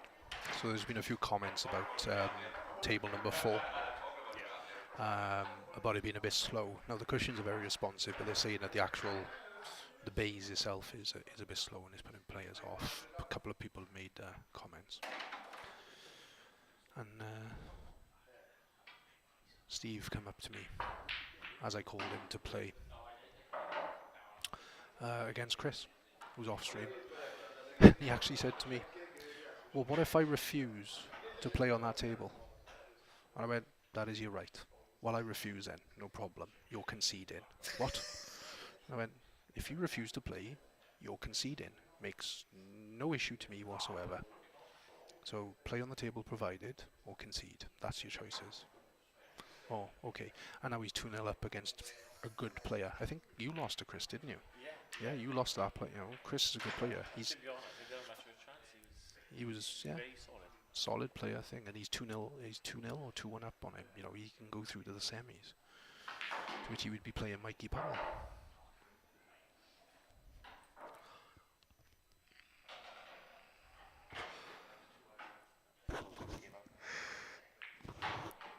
Oh, Dale for the match. Cracking shot, Dale. Dale Williams through to the semi-final.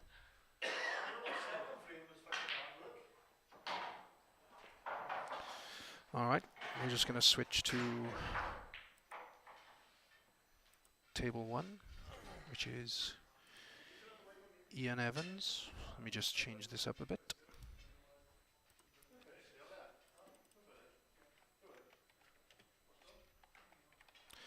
Ian Evans.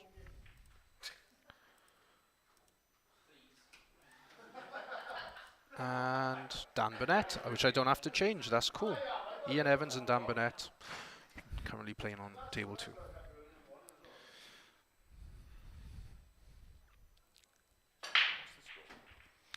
I think Steve is 2-1 up.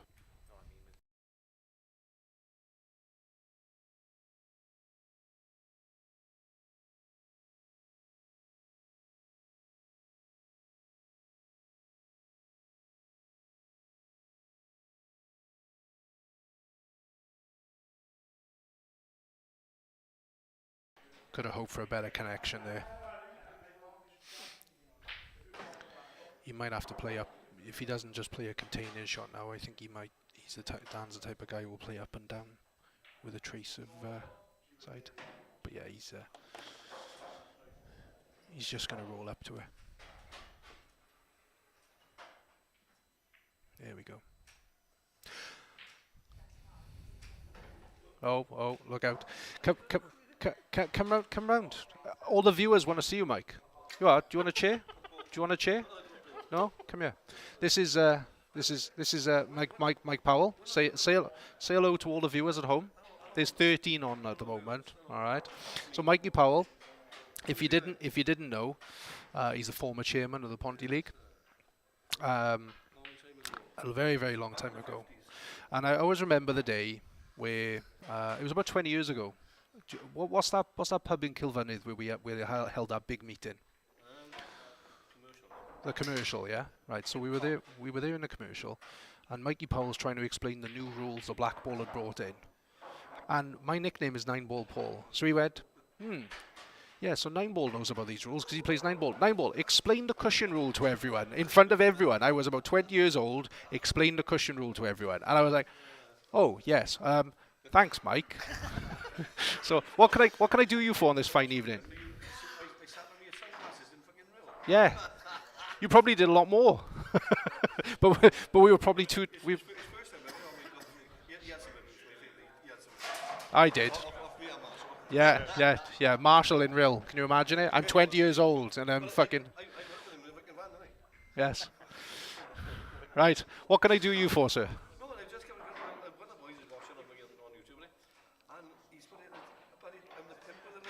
Don't. That's not you. That's not you. No. No. You're the gimp with a limp. Yeah. No, you're the bionic man. That's what we've been referring to. The bionic man. He's now going to pull out his 10-foot cue.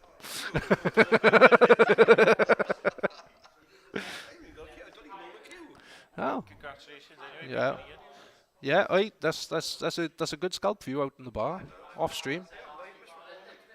Yeah. Well, I said to Dylan when you played on table 4, is he any good? And I said, well, he's not if you kick his legs out from under him. He's fine. Yeah.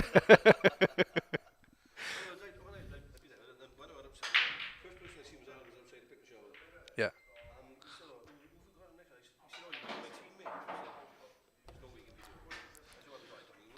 Well, do you know what? His name? No, it's Dylan. He's. I was speaking to him before. We had a little practice match when we were setting up, and nice kid.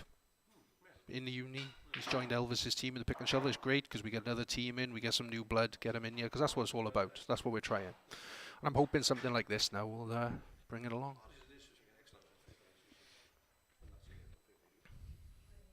Well, all set up for the Chris Mellon exhibition because this is what we'll be doing. Well, your name is down. You need to pay for them, right? So all your name is down, but you got to put names against them and you got to pay for them. That's what you got to do. Well, you got like a week or two now because I'm going to start calling in invoices. 15 quid a ticket, and you asked for 7.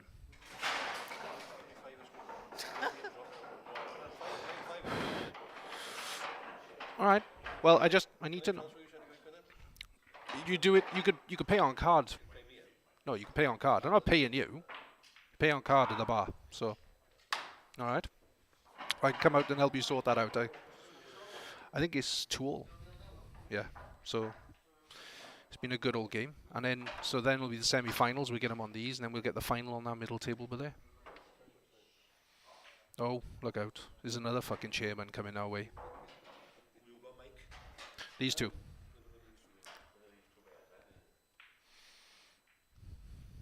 Yep. There's another former chairman. Look, we just get him on a slant. What? It's like a chairman convention. Yeah. When are you going to be chairman, John? I'm not.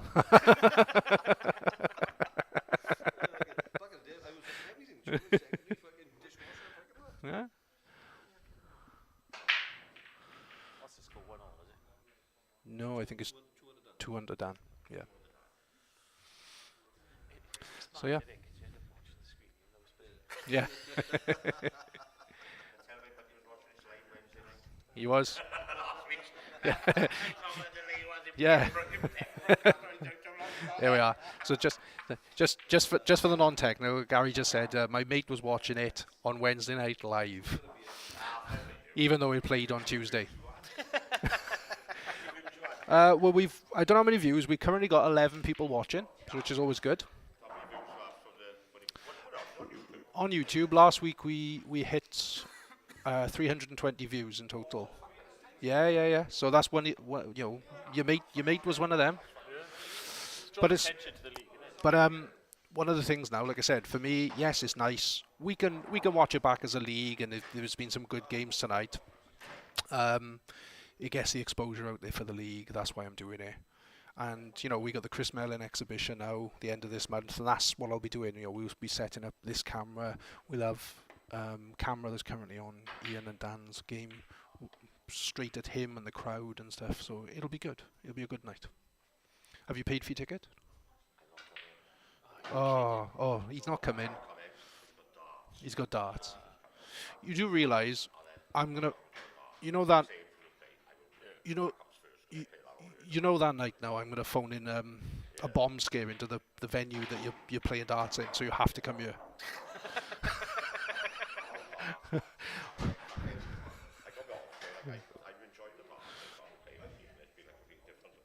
you good at dancing? Oh, hang on. Headphone guy 100. Very professional, gents. Yeah, we're trying.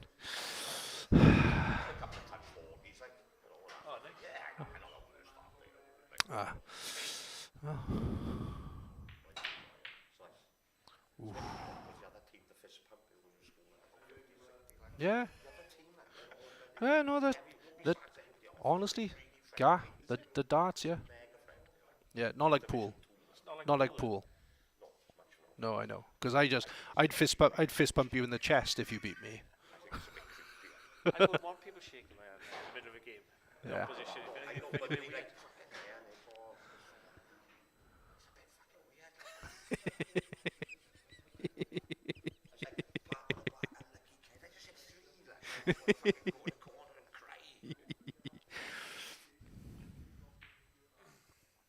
Well, it must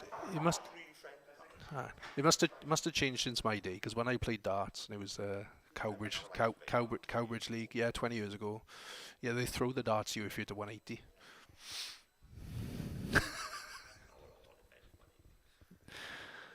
I hit a few 180s in my time. Yeah. I'm a pub sportsman. What can I say? And I don't drink.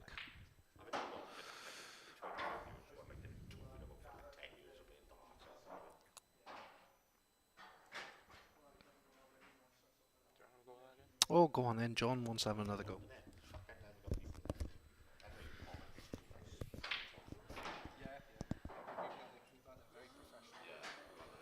Right, and currently, if you just started watching this now, it's Dan Burnett 2, Ian Evans 1.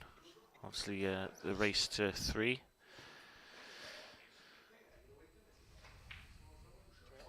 And yeah, Ian's just caught the right-hand side of that red, so yeah, he's made the yellow, but it is a foul. But in all fairness to Ian, true sportsman, called a foul on himself. It's a good thing about this game, 9 times out of 10, if someone does have the foul, they do own up to the foul, so it's all played in good spirits.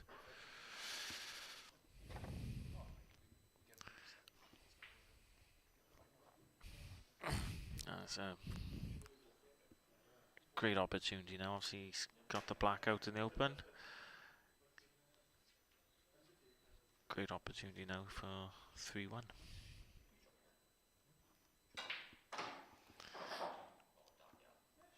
Oh, he couldn't have put that white in a worse position if he tried.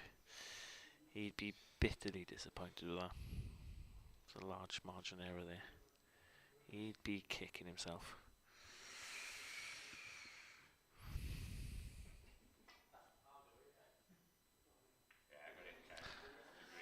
It was a good hit in all fairness, but has given Ian an opportunity here, which obviously Ian didn't think he was going to get.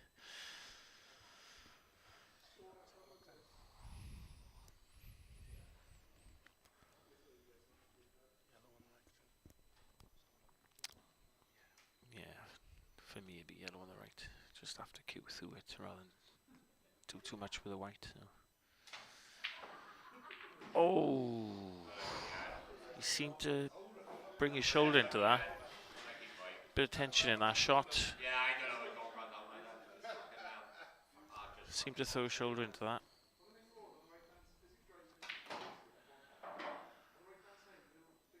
And yeah, Dan takes full advantage, and it's 3-1. Had a chance there again. He'd be bitterly disappointed he missed that yellow. Obviously didn't think he would have the opportunity, but he did. Missed the yellow. And Dan capitalised. 3-1. Obviously Dan now one of the favourites for this tournament. Good all-round player. Excellent potter.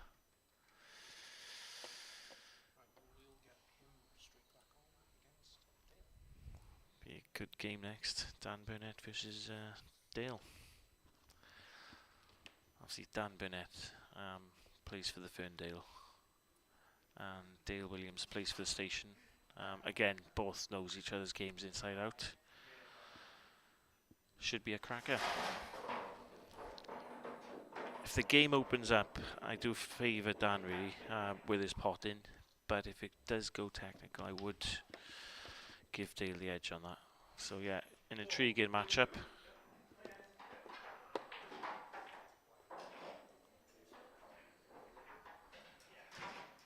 We'll try and get that game done straight away.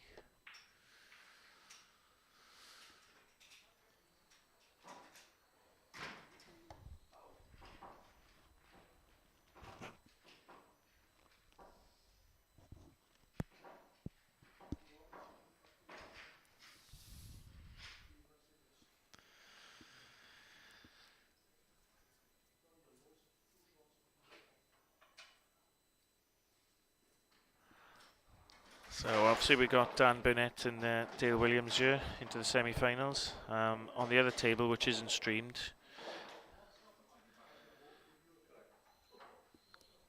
we've got Stephen, who's playing Chris Lowbridge. Not quite sure the score on that game, but I will update you.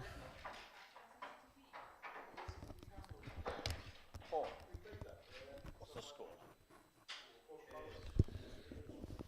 Right, so I've just been updated. So it's Stephen Williams versus Chris Lowbridge. On the table is currently not streamed at the moment, and Steve was 2-0 up in that game, but yeah, Chris has fought back now, so it's 2-2, and they're battling out for the third game. So yeah, good game that. Obviously the winner of that will face Mikey Powell, who, to be honest, has been playing very well in this tournament so far. He's beaten Dylan Martin, and I've got to be honest, he had to play very well to beat Ian Williams, which Ian Williams is one of the favourites for this tournament, but in all fairness, he's taken Ian out 3-1, and he's through to the semis. Obviously going to place either Stephen Williams or Chris Lowbridge.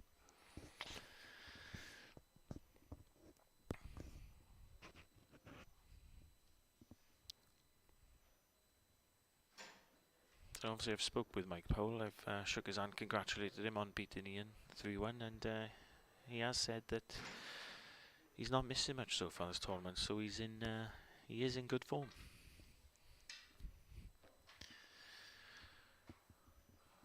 So we're just about to get underway now. Dan Burnett just putting his cue together.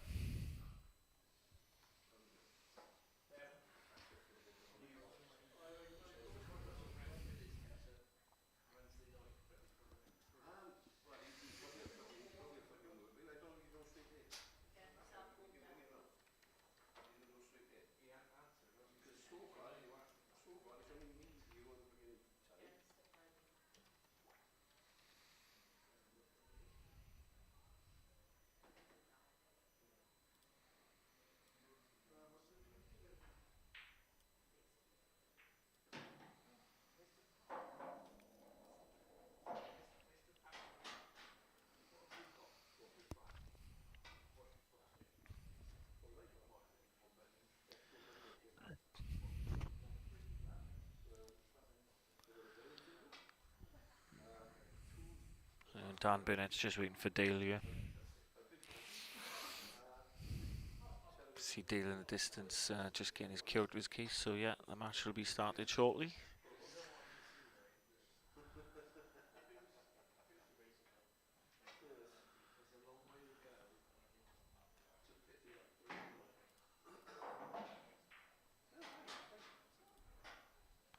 Be an interesting game this. Dan Burnett's the better potter, but Dale Williams has got the best, or the better tactical mind. So it's an interesting game this.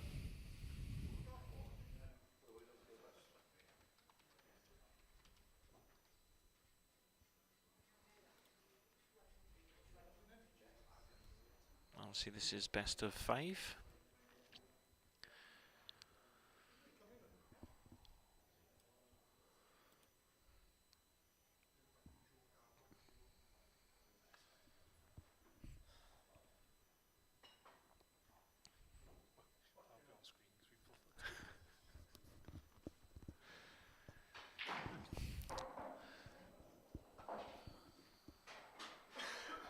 Dale wins the lag, and they'll be breaking off in the first game.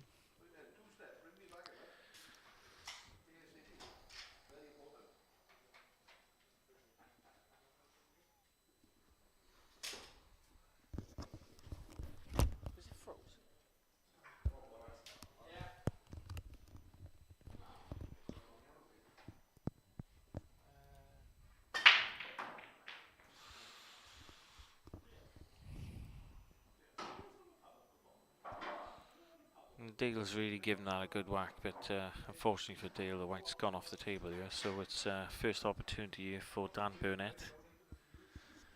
Not the start Dale would have wanted. Quite a good split as well. So Dan's just checking out where the problem balls is, and I'm sure he's just going to go for it aggressively to try and steal the first frame.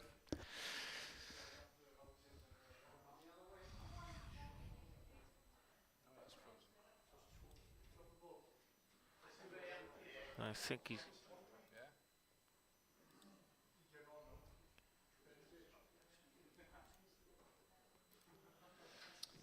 going to want to free that yellow for the red here, and then go for reds, I'd imagine.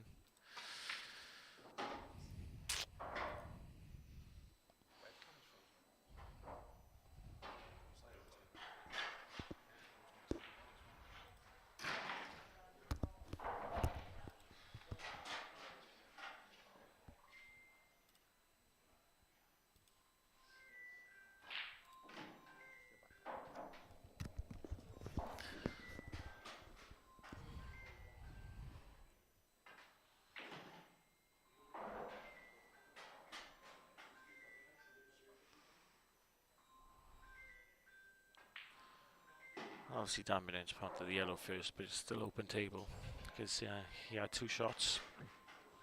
So that technically counts as a free ball. So yeah, still open table. That was a clever shot. Clever shot that. Well executed.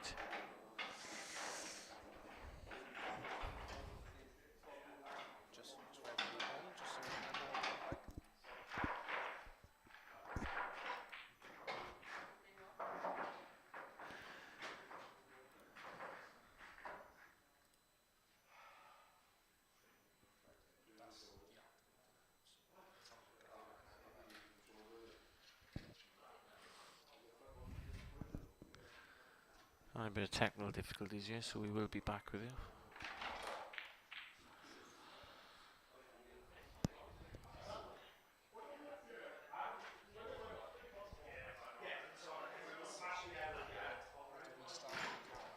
There you go. Paul's restarted the camera here, and I think we're going to be back up and running now.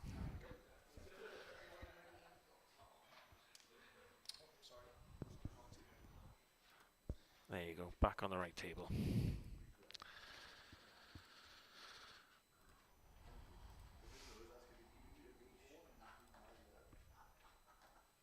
Technology, eh?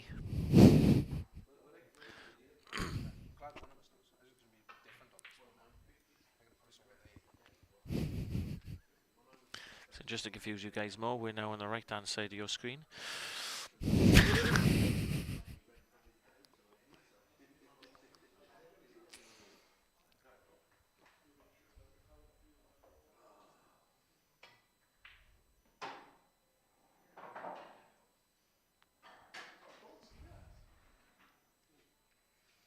And good opportunity here for Dan Burnett to steal the first frame.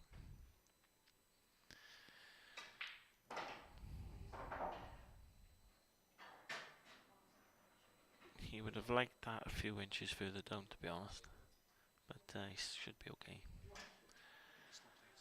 Exactly, still pot the red to the middle. Fully expecting him to take this out.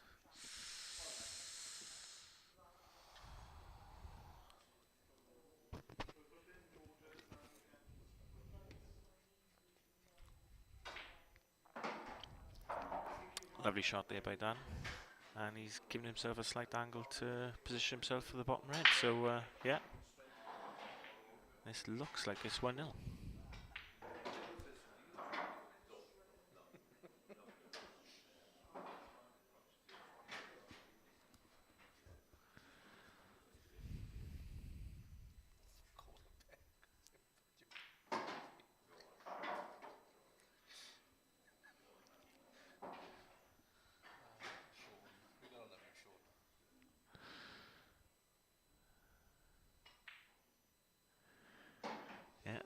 Nicely taken out, 1-0 Dan Burnett.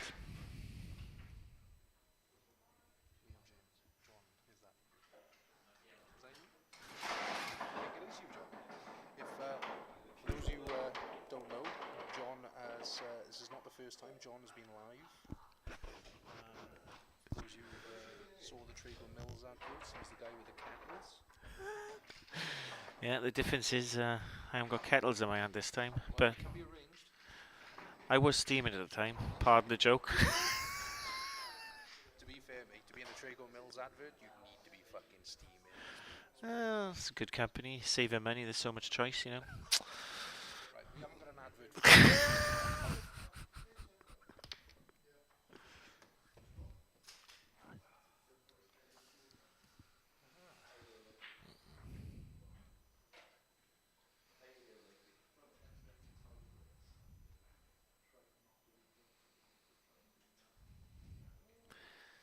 Right, second frame now. Dan Burnett the break.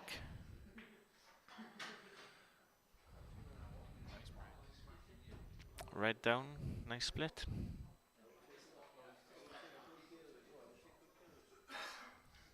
couple he's going to navigate, but I think he's going to... Yeah, I think red is clearly the ball to go for you.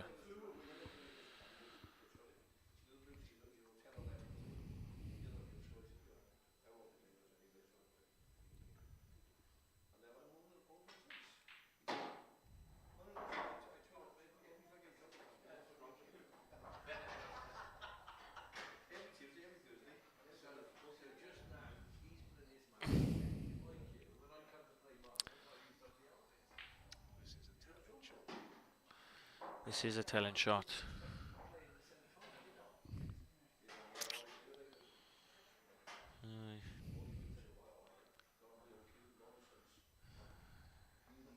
Didn't strike that with confidence.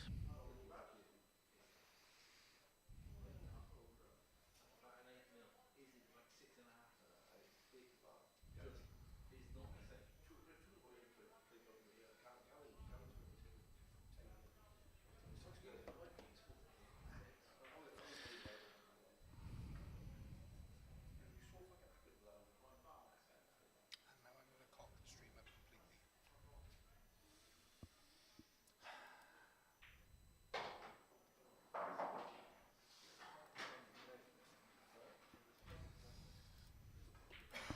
Just warning a minute.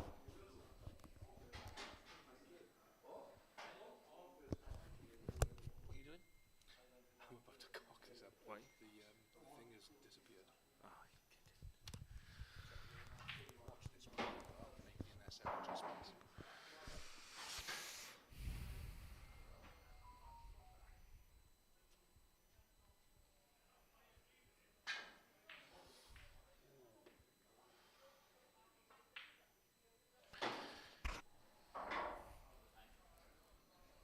yeah, nicely weighted shot there by Dale.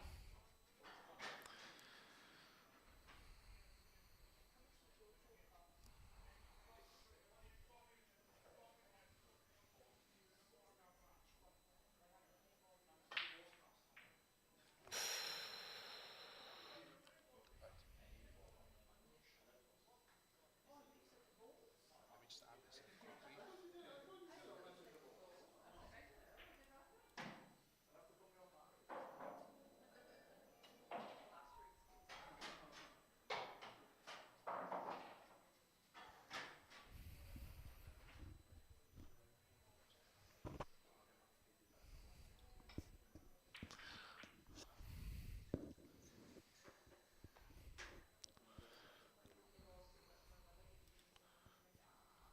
Got a few technical issues here, so apologies.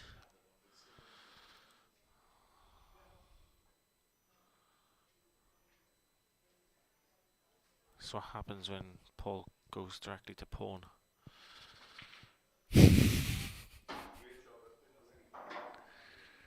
Right, we're back on.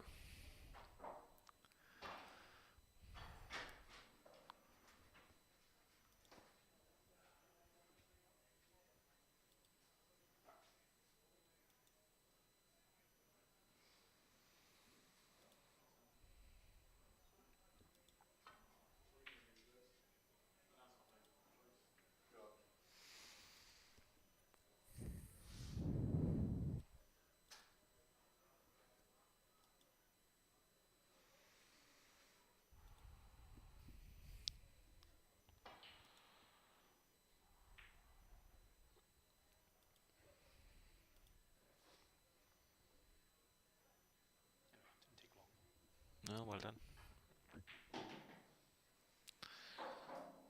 Some technical issues quickly rectified by Paul.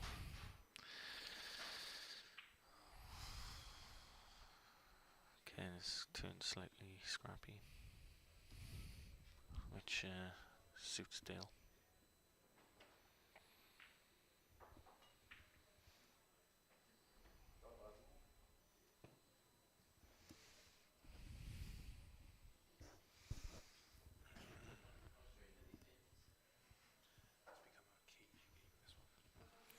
Yeah, it's definitely become a cagey game.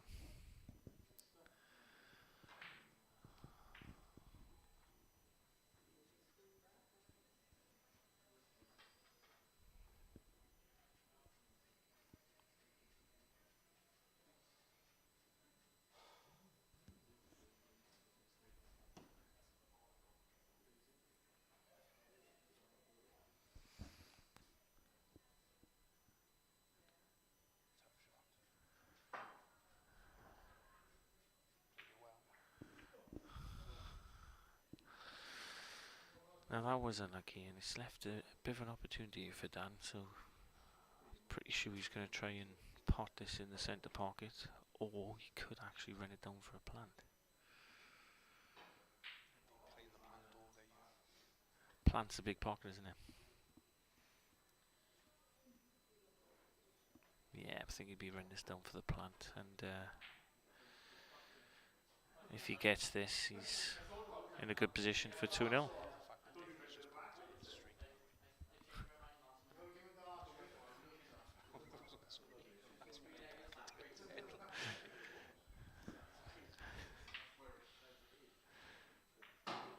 That's well executed there by Dan.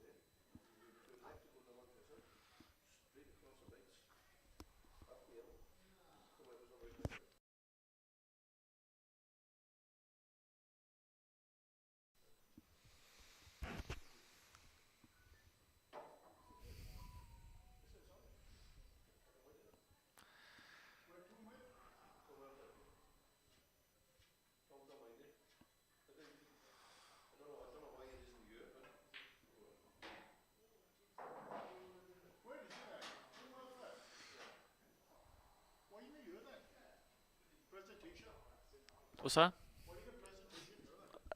I don't know why you got PlayStation. They got Team Thursday. I'm not on committee on a Thursday.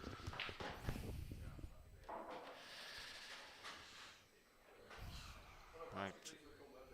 The game's opened up now. Obviously it does help when there's not a head in the way.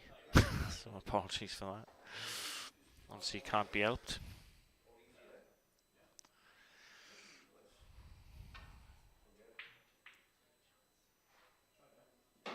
Oh.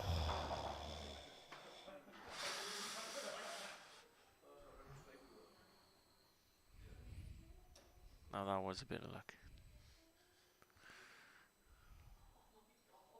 Obviously Dale raised his hand straight away there.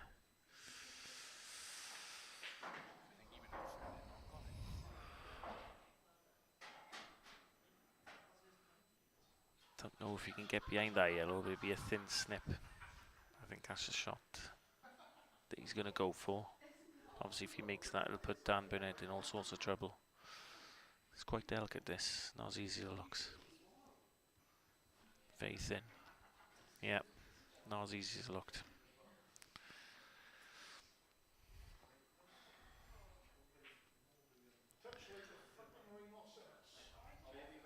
I can hear Dale in the background there, he said touch like a rhinoceros, so he's obviously not happy with that.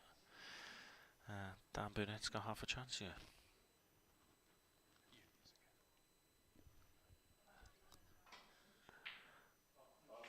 And that is an excellent shot there by Dan. Really is.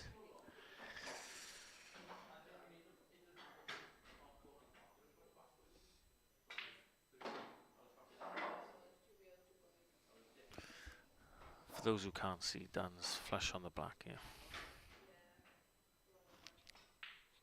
2-0. 2-0 Dan Burnett.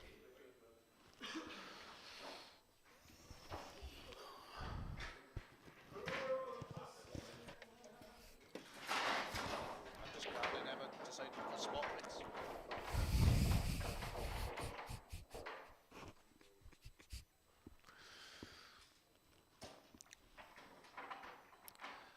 Very good start here by Dan. 2-0.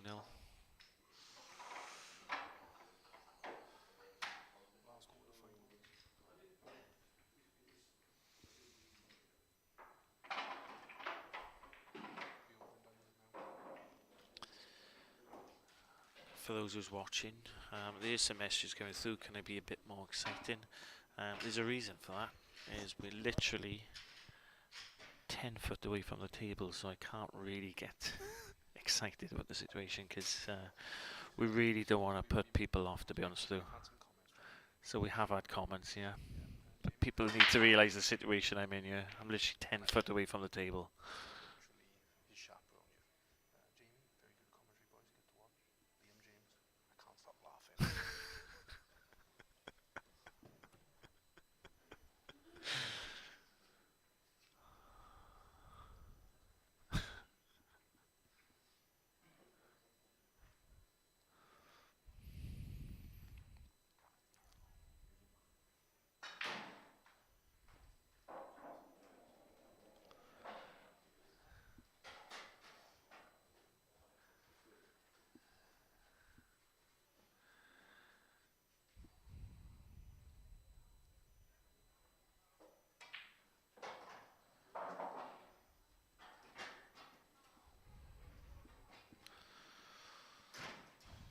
Not the easiest of clearances here, but he's capable. Ooh.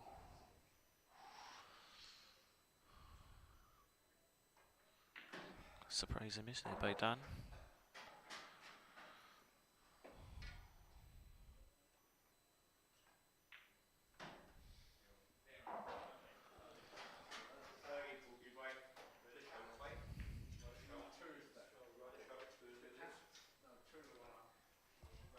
And just a bit of information, the game with Chris Lowbridge and Stephen Williams, obviously it was 2-2. The third game went on for quite a while, so it was quite a battle that was. And Chris Lowbridge has come out on top, so yeah, 3-2 to Chris Lowbridge. So Chris Lowbridge now will play Mikey Powell in the semi-finals. So well done, Chris Lowbridge.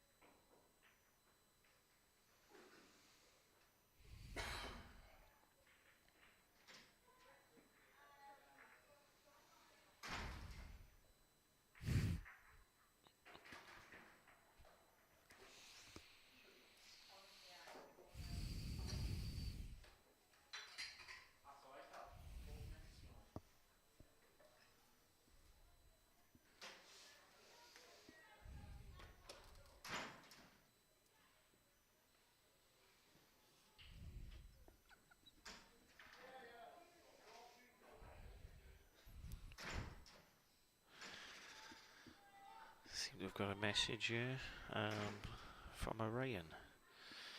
It says, the shine from Dale's head is blinding me. Please move him. As much as we'd love to, Orion, it's... Dale.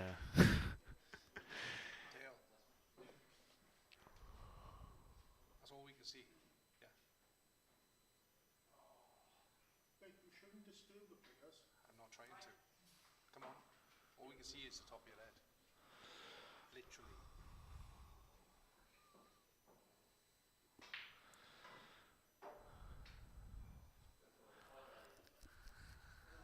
So we've had Paul that's just spoke to Dale and asked him to move. And Dale's response was, you shouldn't disturb the players, so...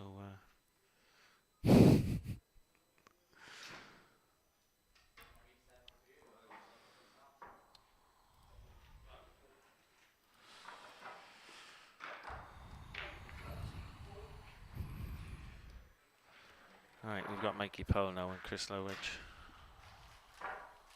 coming on to table 2. Obviously we've got Paul that's going to put the names on the screen, and I think we're going to have a split screen so you guys can see the both semi-finals in action.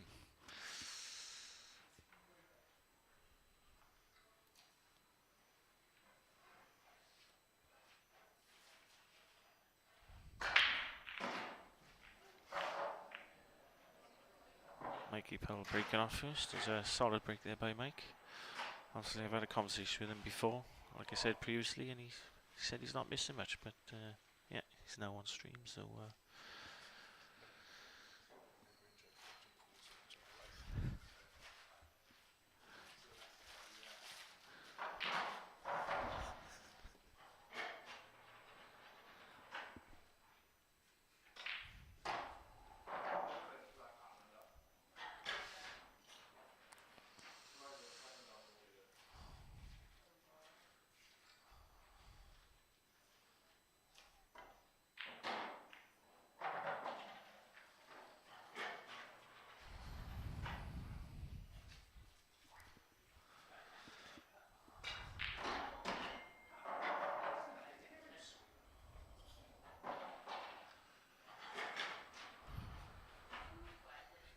can't see it, but Dan's annoyed with himself on that shot.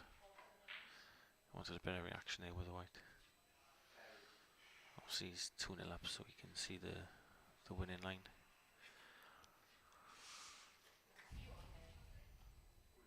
Going for the double. Oh, and I thought he made that double for a second. That was a valiant effort there by Dan.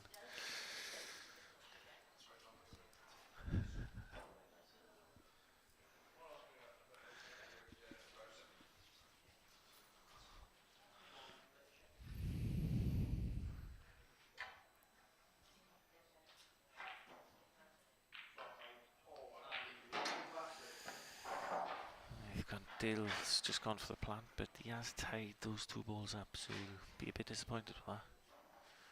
Good opportunity there. Be a bit frustrated with that outcome. Obviously it was unlucky there.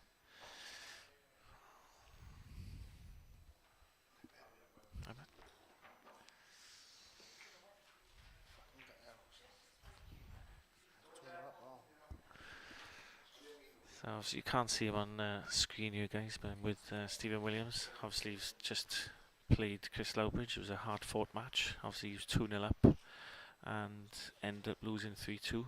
Third game was a bit of a battle. So what's your thoughts on that, Steve? Any comments? Not that I can comment on you. Right. Obviously Steve's still a bit upset there. Devastated is the word he used. But you have been playing well in this tournament, Steve, so head up, mate. He was unlucky to lose that. Good player, Chris is. So there's no shame in that.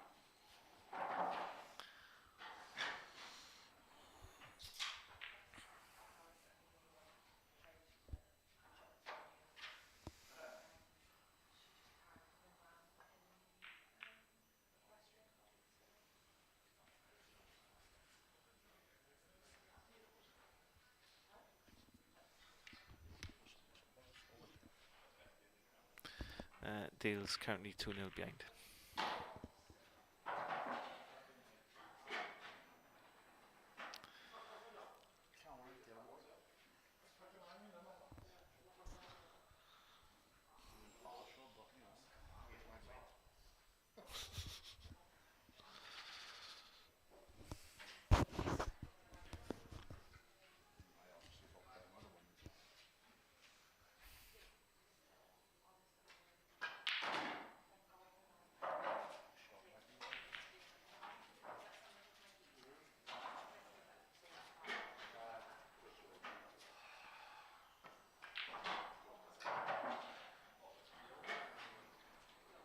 Mikey Powell here on the first screen on your left. An opportunity now to take a winner lead. I didn't expect that.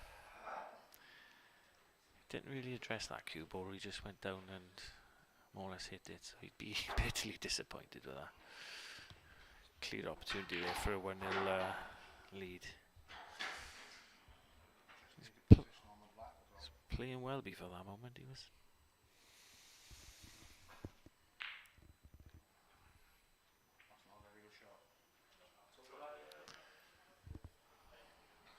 Good shot there by Dale on the second screen, putting Dave in a snooker. Put it on the screen one. I think Chris will be a bit disappointed he's left Mikey Powell an opening on the red in the top right hand corner, but again, he hasn't capitalised on it. Bit rash there, he just needs to compose himself a little. As he's been playing well in the tournament so far, so he'd be a bit disappointed with that, but like I say, concentration is key. And there you got Dale on the second screen. Nice shot there with the black. Just needs to screw this white up the table to make an easy roll in the black, top left hand corner. So like I say, a nice little screw.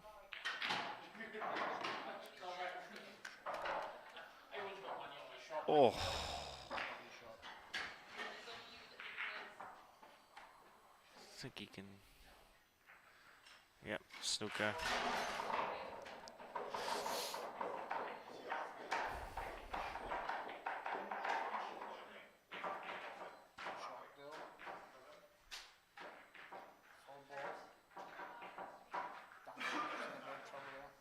Yeah, Dan's in a bit of trouble here, but I think he just wants, as long as he hits one of those yellows, it'll be a difficult shot on the black for Dale. But yeah, just over screwed that he did. Very unlucky not to get on, in all fairness. Very unlucky. I think there's just a bit of adrenaline in that shot. Yep, Dan doesn't like this. Hasn't really got much of an angle, really.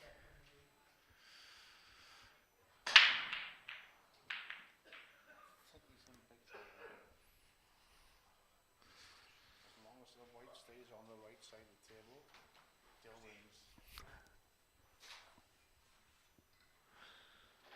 Oh, he's going for the cushion escape. Oh, and that was close. That was bitterly unlucky there by Dan Burnett. That was close. There was a whisper in there.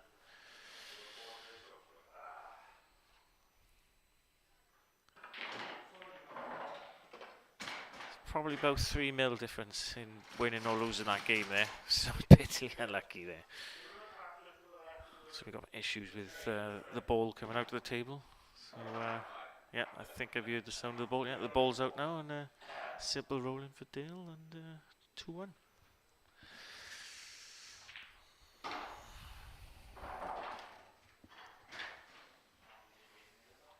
But yeah, that shot Dan played, so unlucky. That cushion escape was a valiant effort. Literally 3-0 is the difference between him winning and losing that game. And if he made contact on that yellow, it would have been I'm pretty sure it would have been a 3-0 victory. But yeah, he's missed it by the smallest of margins. Fouled, and yeah, it's 2-1. Still all to play for. For those who's just tuned in, this is the Rhondda Pool Association Singles 23, and we've got on the second screen Dale Williams from the station versus Dan Burnett from Ferndale, and then we've got Mikey Powell and Chris Lowbridge on the first table.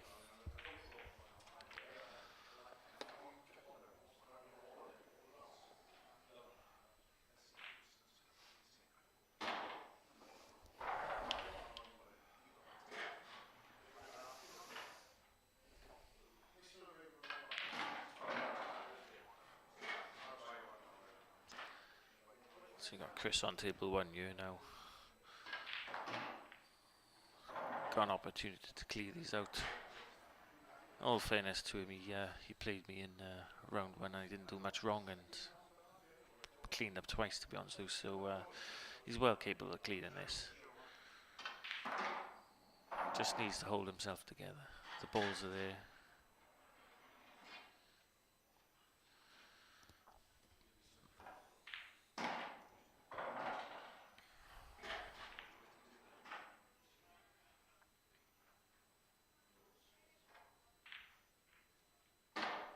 Yep, just using that red as a blocker.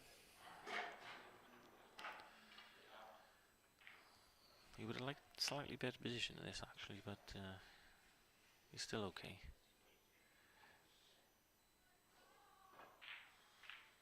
I think he just about got away with that one. Don't think he played the cannon, to be honest. The yellow wiped his feet, but yeah. Well done, Chris.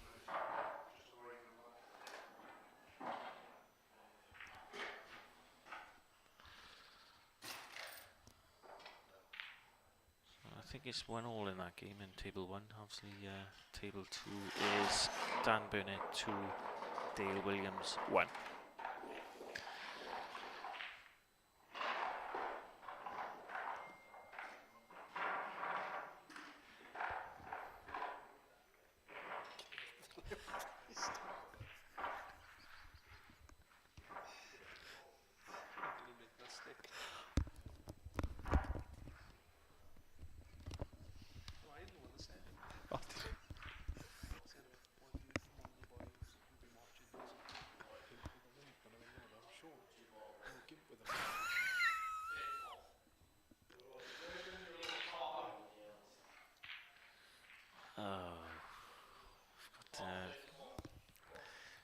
Dan here with that miss in the middle.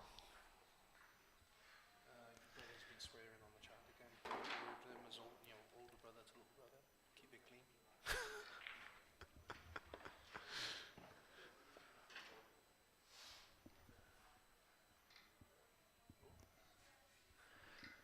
We've got a Rhiannon Evans here, which has just commented in. Obviously, supportive Chris. Your comments go on, Chris. I would just like to say, guys, if you do comment on it and it's something a little bit absurd, a bit out there, I will make John repeat it back live on stream, so crack on.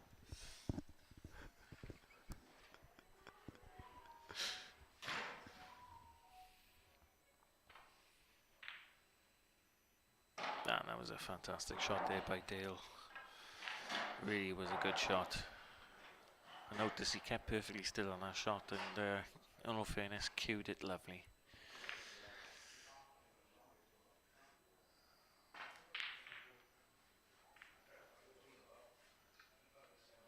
Another clever shot there. Opening up the red.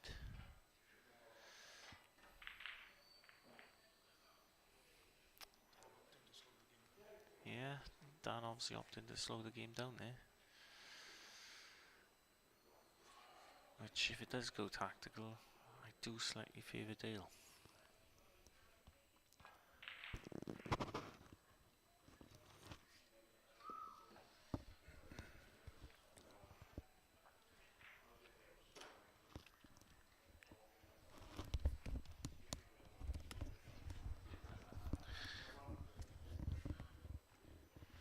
Just a quick change in commentary, guys.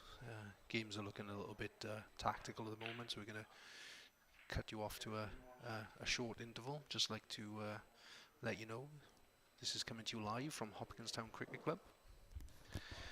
It's the sponsor of our league and the venues. Done great work in helping us set up for 4 tables for this tournament. So, you know, it's a great place to socialise, develop and grow, as John keeps telling me. And also to Welcome Kitchens, Gary Powell, also a sponsor of the league now. You know, if you're looking for filling your home with cutches, he's the guy to go and see. And if you didn't know, because there's been a text running across your screen all night, we are actually having an exhibition evening with Chris Melling.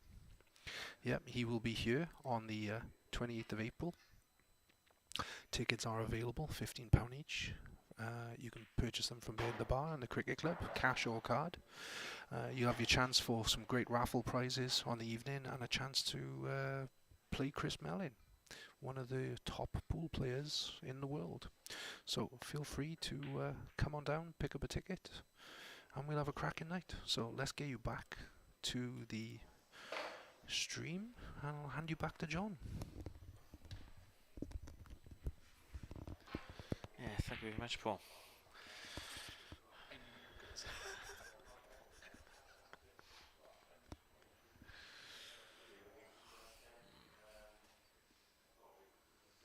Right, yeah, both games have gone extremely cagey here. Liam James asked if you can give a shout out to the boys, please.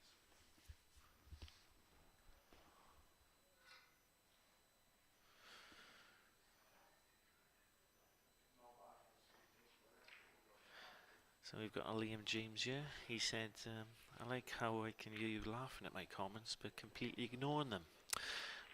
Can I get a shout out, boys? So there you go, Liam. Shout out to Liam there. Thank you for watching.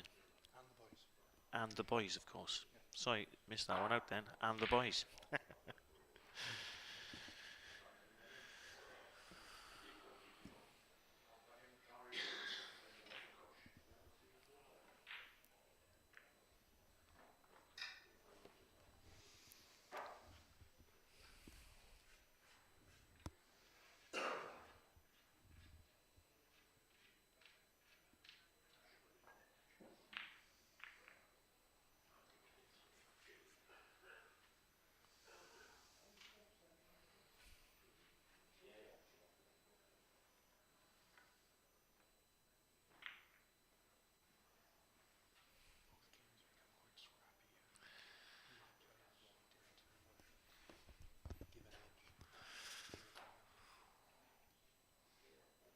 Like what Paul said, both games were really scrappy here. Both players don't want to give an edge to the opponent here, but I'm sure it'll open up soon.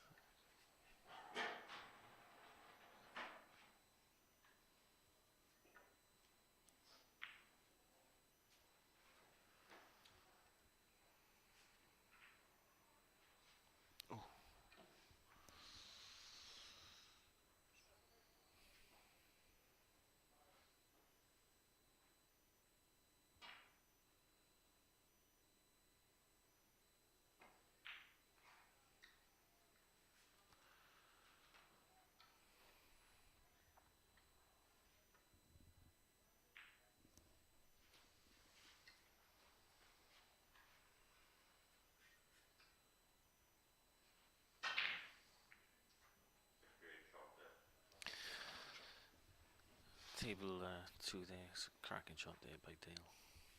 Dislodged the red and it's yellow clearly on the pocket, so yeah, excellent shot there by Dale. Like I said previously, if it goes tactical, Dale does have a slight edge.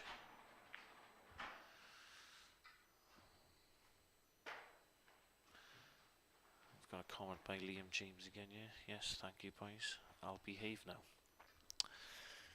No problem at all, Liam.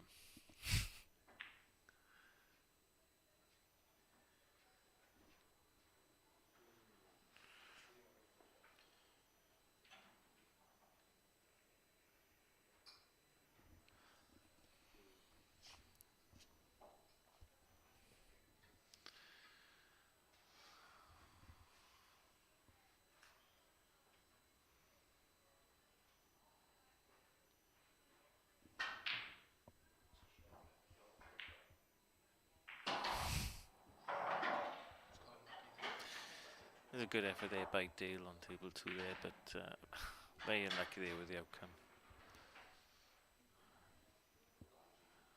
Don't think you can quite see the yellow on the top left hand pocket.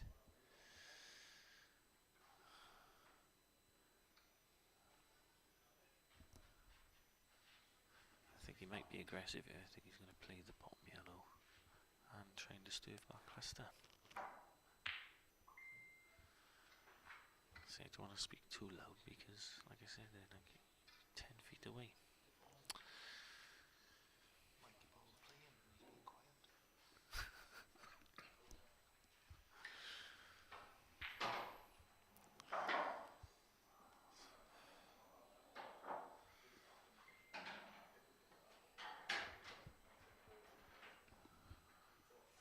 Bit unlucky there by Dale. He's just checking to see if it's touching ball.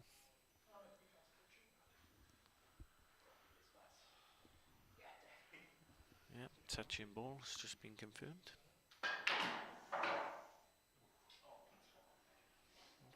Table 1 here, we had Chris Lowridge who tried to carry into the Reds. More or less than a banana shot around them, so very unlucky there.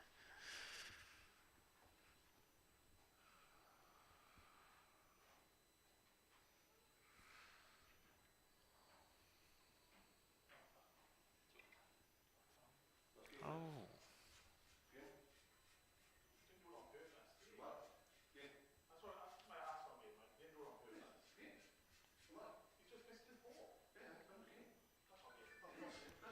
Mike, it's a foul. It's just a foul. That's game over. Look. That's just a foul, Alec. He didn't cushion. He made legal contact with his ball. He didn't cushion. Look at the rules. That's game over. Oh, you hit the yellow first. Yeah. Yeah. He didn't deliberately play the game. It's game over. We've got a bit of drama on Game over. it's table 1. Obviously, Chris has hit the yellow first, so Mike's calling game. But he did attempt to hit the red thin, so it was attempt to hit the red, so he didn't purposely try the yellow.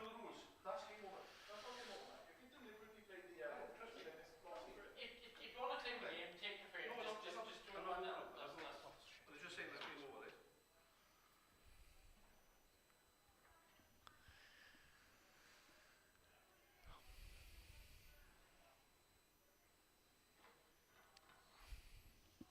Obviously the rule is, guys, that if you hit the opponent's ball deliberately, it is game over, but it wasn't meant to be on that occasion. I think Chris just wanted to glance off the ball and missed it and hit the yellow, so it was an attempt with the red. So yeah, even though he's hit the yellow clean, it was not a foul.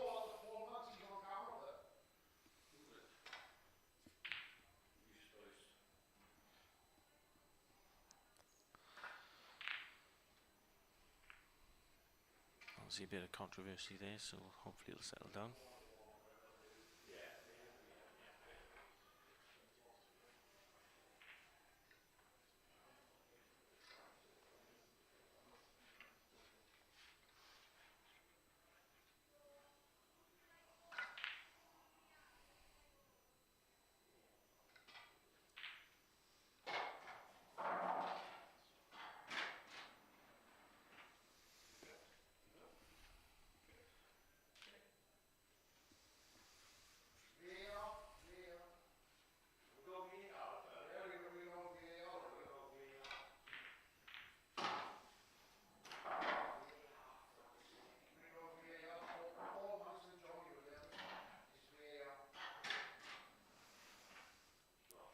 Obviously Mike's still not happy that the game-winning call there, but like I said, it was an attempt to glance off the red.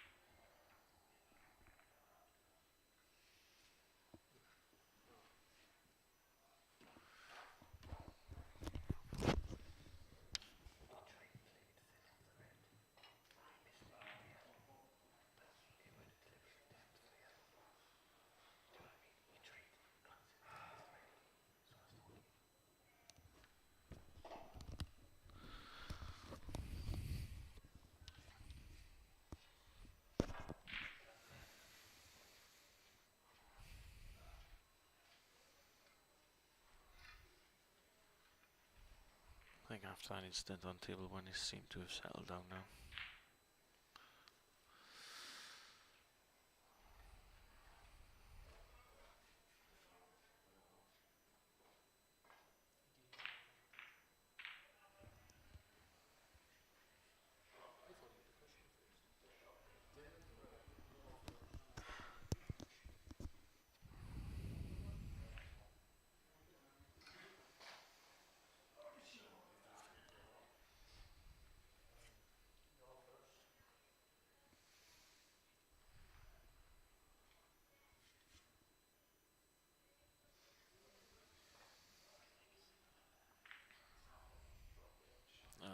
Second screen there, Dale played an excellent shot there. Looks like it's a full ball snooker. He actually nestled that lovely. Very good touch. Well executed. So I don't know if Dan can see any of this red. I think. No, he's gone. Yeah, excellent. And yeah, that's a really good outcome by Damien. He was in a bit of trouble there, but great shot. And now he's put Dale under pressure. Excellent.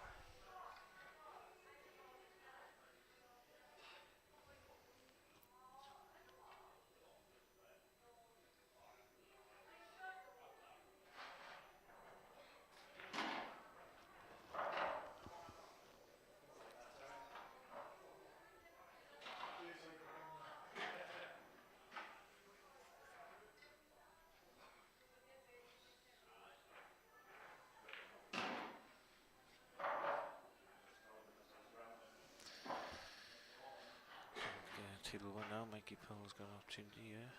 Obviously he needs a deep screw to get position for his top yellow.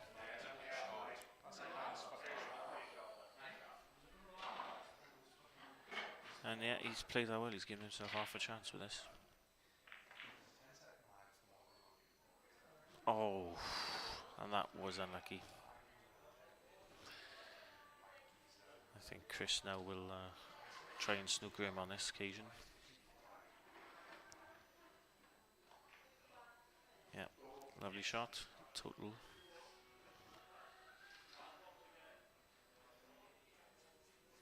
Two technical games on each table. Both parties desperately want to win this. Highly competitive. That's what you want to see, really. Mike misses the shot. Unlucky.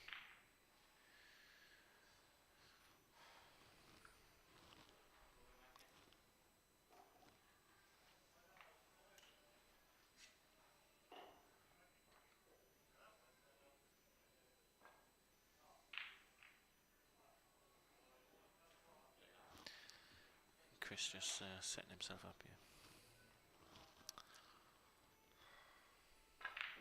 Yeah, just a pinch of left hand side. And he should roll this in. And the black in the middle.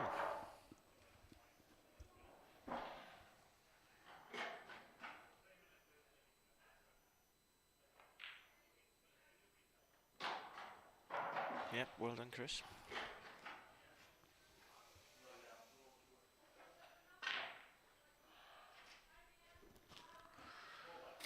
You had Daly, which went for the long plant. He was unlucky, and it's now opened the door for Dan Burnett to possibly take this frame and get himself into the final. He's just making sure where he wants to leave the white.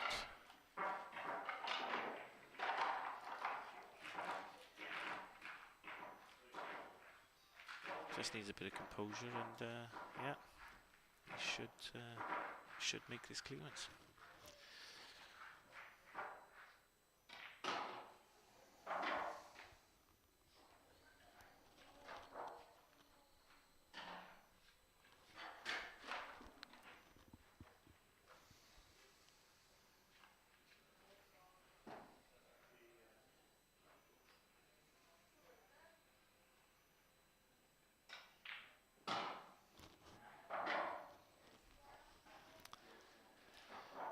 Just a simple roll in the red, and this should be it. Yeah,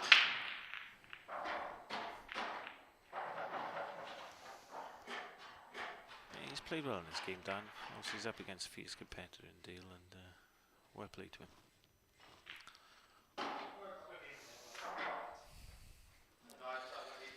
There you go. So Dan Burnett has beaten Dale, and now he's got himself a position in the final. So well done, Dan Burnett.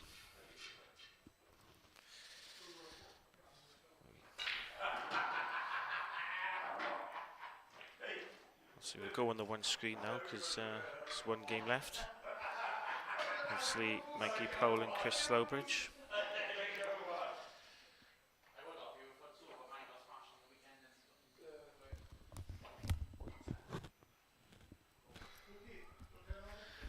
And I believe, because it's been a couple of cagey frames, that it's still 1-1 in this game. Obviously, a bit of controversy in the second frame there, but seems to have settled down.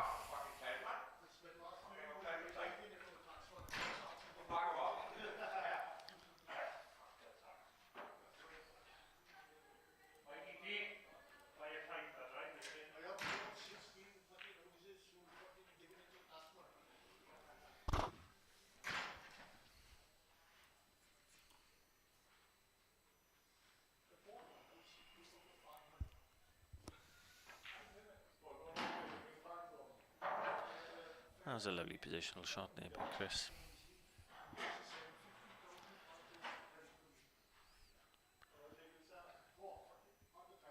You might just try and free the black out. Yeah, that little nudge has certainly helped to open the black into the bottom right.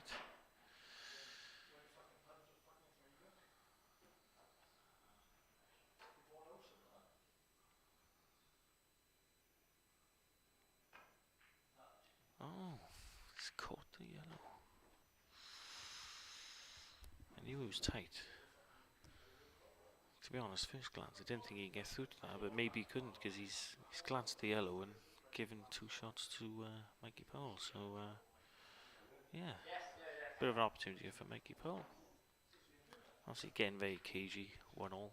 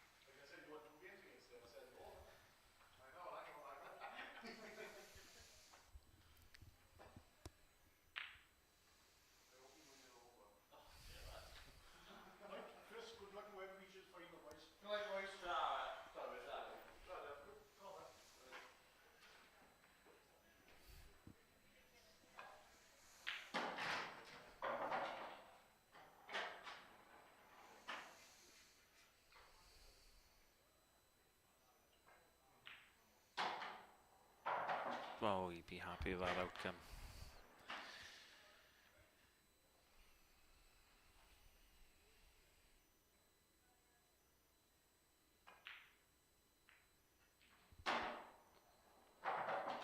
Excellent shot.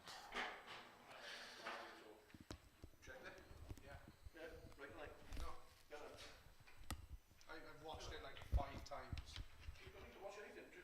I did. What does it say?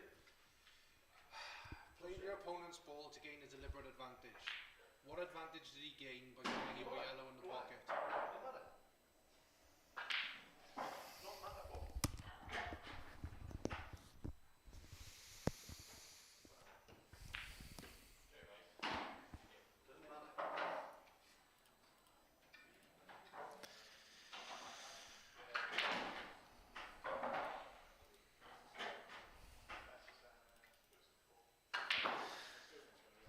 Just to confirm, obviously, Chris Lowbridge has beaten Mike Powell 3-1 there. I did make the mistake of thinking it was 1-1 at one stage, but obviously my attention was on the Dale game as well, so I lost track of the score there, so apologies. It was actually 2-1 at the time, and Chris Lowbridge won the last game to make it 3-1.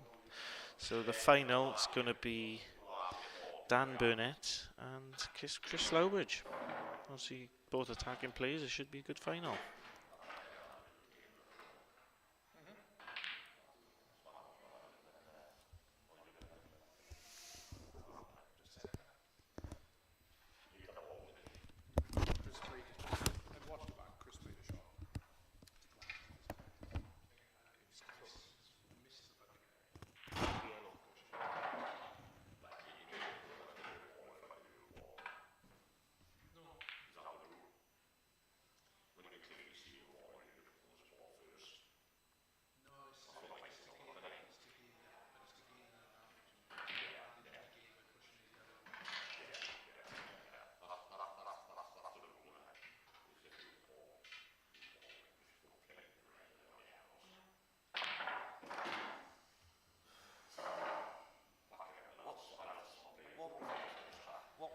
What happens if you miss Q?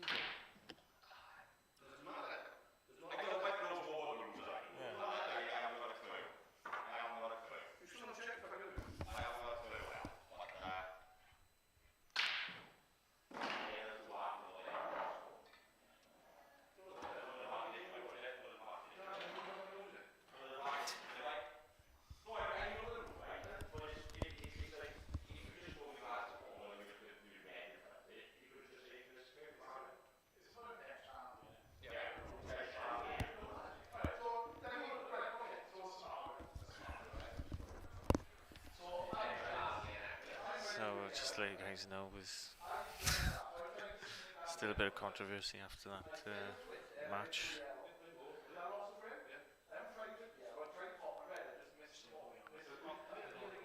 So, just a reminder what happened, guys. Chris Lowridge tried glancing thin off a red. He's missed the red and he's hit the yellow. So, Mikey Powell's called game, but he didn't try for any advantage there. He literally just missed the glance on the red. It could have even been a miscue, so I think it'd be a bit harsh to call game on that occasion. Obviously, Mike's not happy with the situation, but yeah, it's all done. We can't change the clocks back. We can't change the results. It's Chris Lowridge versus Dan Burnett, the final, and we'll be due to start this in the next 2 minutes.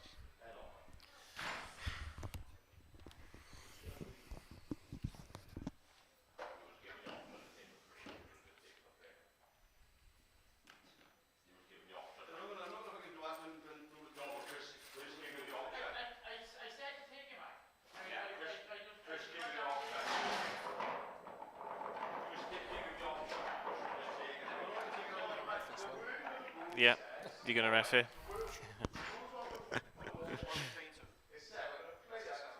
So the final's going to be best of 7. Yeah, they've both shaken hands now, and it's Dan Burnett versus Chris Lowbridge in the final of the Rhondda Pool Association Singles 23. So we've just got the lag out of the way now, and Dan Burnett has won the lag. Obviously, in the distance, you can't hear it, but they're still discussing the incident. Obviously, that's come and gone now, so there's no point talking about it. Like I say, the final year is Dan Burnett versus Chris Lowridge, and yep, Dan Burnett's won the first lag, and Dan Burnett's just going to break off best of 7. So yeah, should be a good final. This.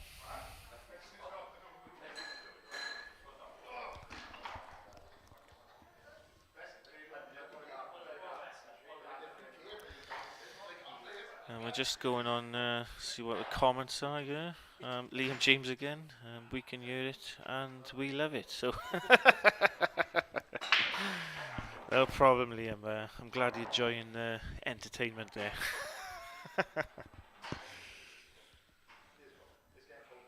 Right, so obviously Dan's broken off. It's a decent break, to be honest. A little bit unlucky where the whites landed. And we've got Paul who's going to ref this game.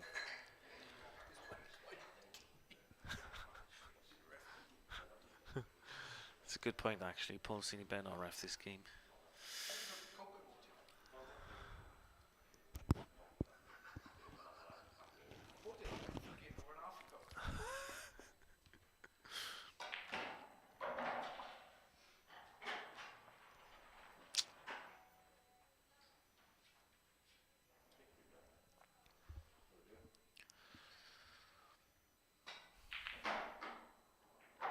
Oh, that was a lovely shot there by Dan. Lovely shot, getting rid of the problem red on the pocket. Killing 2 birds with 1 stone there. Nice attacking shot. Aggressive in the balls, brilliant.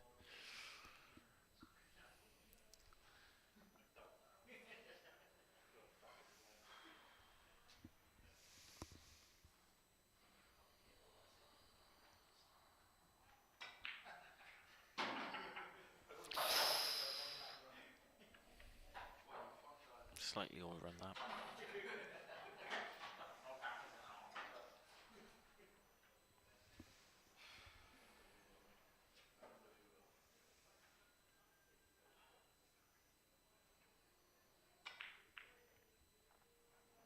Ooh.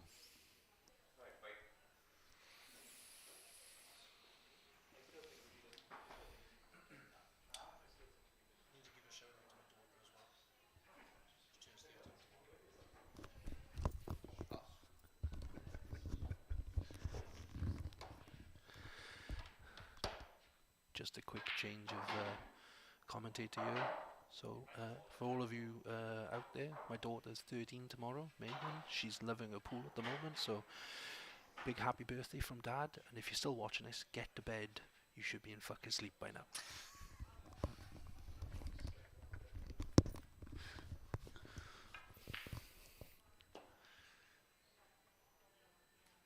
Yes, Megan. So you can't have a go at your father for swearing there. You should be in bed. So happy birthday anyway. Right, back to the game. Got Dan Burnett here stalking the table like a man possessed.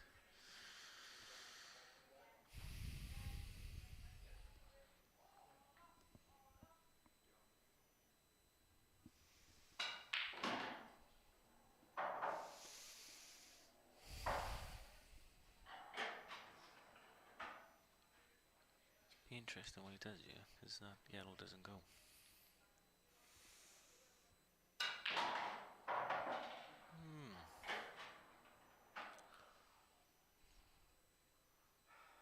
Not quite sure what he went for there, but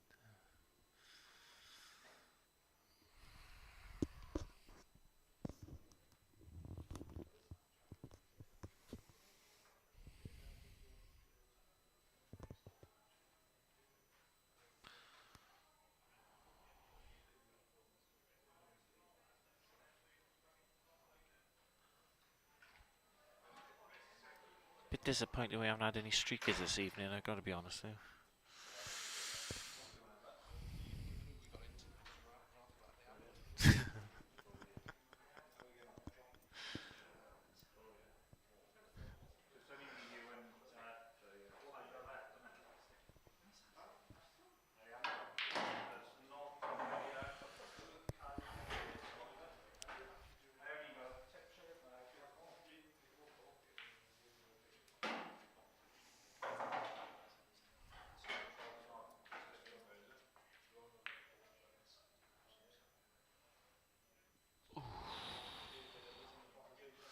Thought that was in then, I gotta be honest.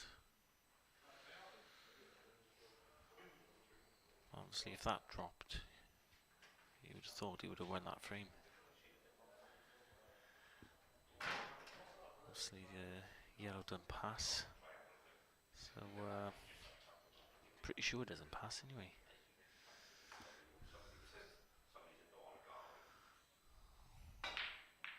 Oh, he's tried off the red. Good effort there.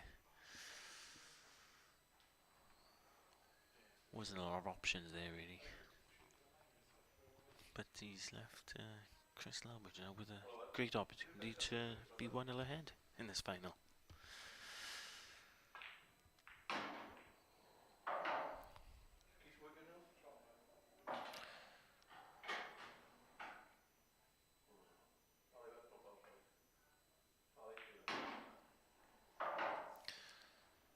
So yeah, he's going to park this red in the middle and gain the cannon on the black.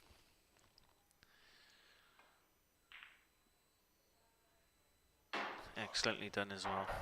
It's a good start by Chris. 1-0 Chris. Well played.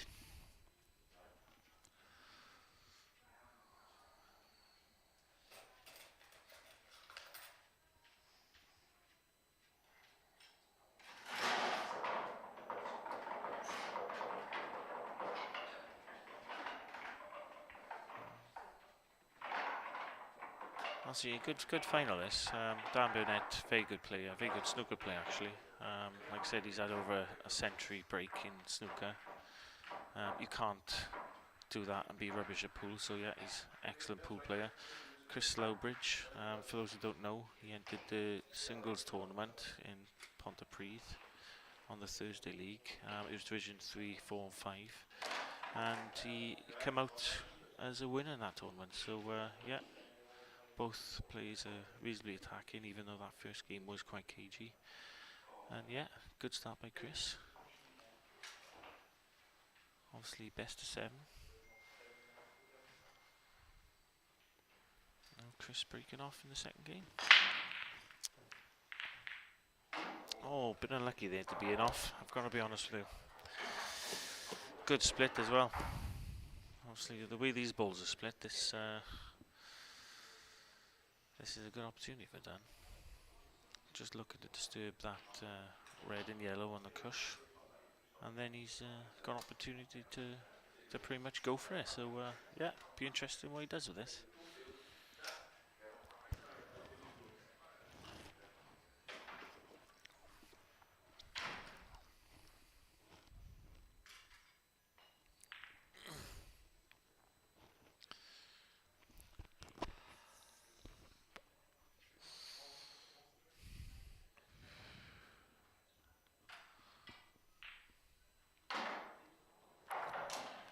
Just for you guys to know, I've just had a drag of a vape. It's I'm not smoking in the pub. You know, I do abide by the rules on occasions. It's a watermelon on ice. Actually, very nice. Anyway, back to the game.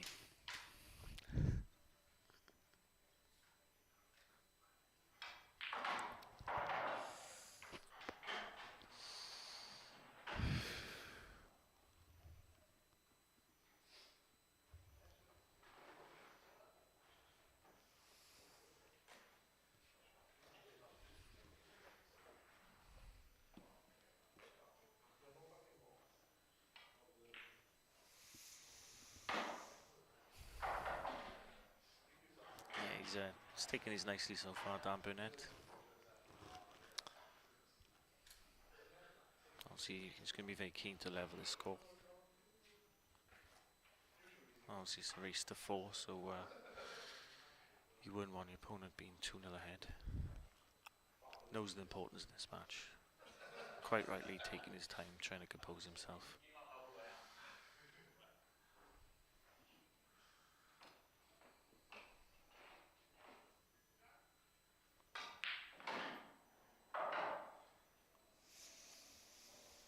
Bit unlucky there. He had to put a lot of right hand side on that just to try and gain an angle. Slightly underhit, but he's still okay. I think he's looking for the cannon. And where's the white going? It looks like it could possibly be a Chinese snooker, I'm not sure.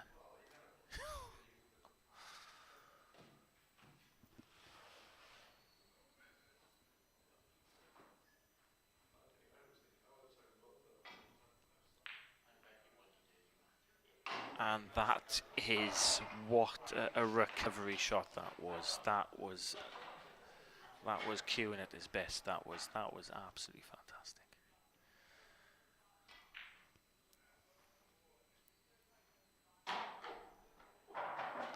I think Dan thought it was going to stay up for 1 second, but no, it did drop. That was excellently executed there by Dan Burnett. That was an excellent clearance.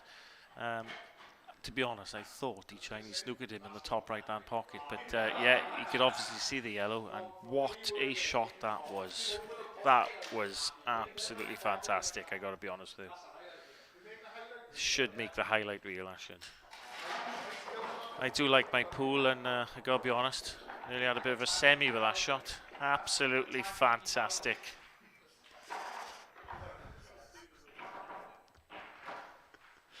I'm only joking about the semi, and I do love pool, but not that much. Yeah? Yep, so it's currently 1-1 in the Rhondda Pool Association Singles.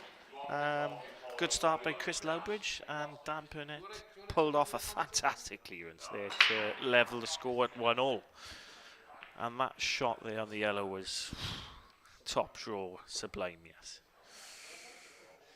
Get the big words out, John. Use a thesaurus. I gotta be honest, I was flabbergasted when he pulled that off, to be honest with you. Nearly surprised as much as when Princess Diana died. Anyway, we won't go into that. Let's talk back about pool. So, quick glance at the live chat. Yep.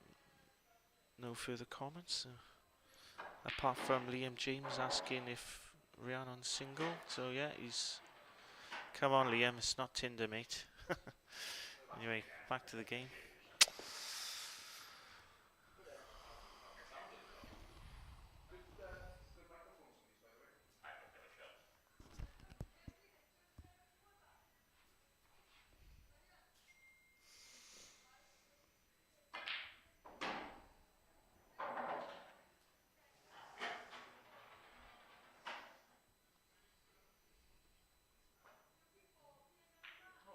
Oh, he took his eye off that.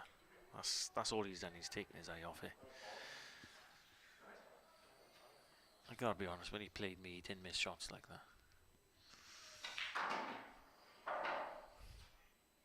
It's possibly the occasion. Obviously, it's a big thing, this Rhondda Association Singles. I think there was 42 people involved in this tournament, so it was a cracking turnout. This is the first time we've done a live stream. I think it's been quite successful, I've got to be honest with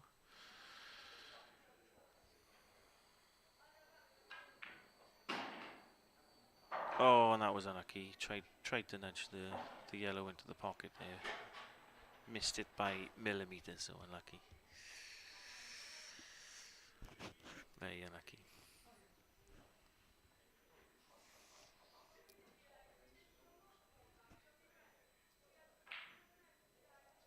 I think he tried for double, but it wasn't on really. Obviously the knuckle was in the way there, which would have obviously deflected the angle, which it has. Obviously Dan Burnett is going to be looking at this now. After the last clearance, I think he's going to be confident in taking this out. If he gets going, Dan Burnett, a very fluent potter. Obviously he's a confidence player, so if he gets confident all of a sudden, he doesn't miss much. Just having another look at the angle.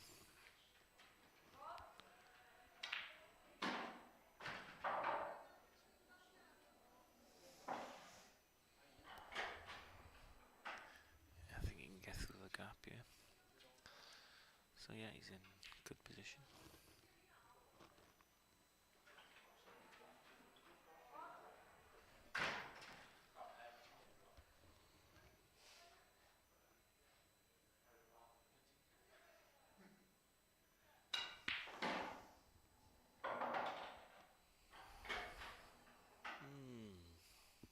Slightly overhit that one. Obviously, he can still make this into the middle pocket. It's a thinner cut than he would have wanted. Pretty sure he played it for the opposite middle pocket. So yeah, should still make this. Oof, he's missed it. First second, I gotta be honest, I thought the black was in. Dude, there's some drama in this final. I've got to be honest though, the way he cleaned up Damien the last game, I fully expected him to fucking take this out really. Oh, and Chris has missed a double and potted Dan's yellow. It's all happening here. This is an opportunity now for Damien to take a 2-1 lead.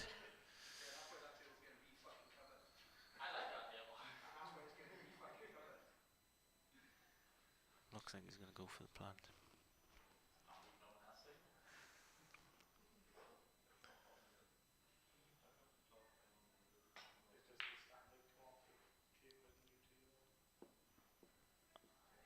Don't think he can quite believe that. Just took his eye off it. Gone for the double now. Ooh, and he's left a gap. So another opportunity for Chris Lowbridge. It's back and forth this game.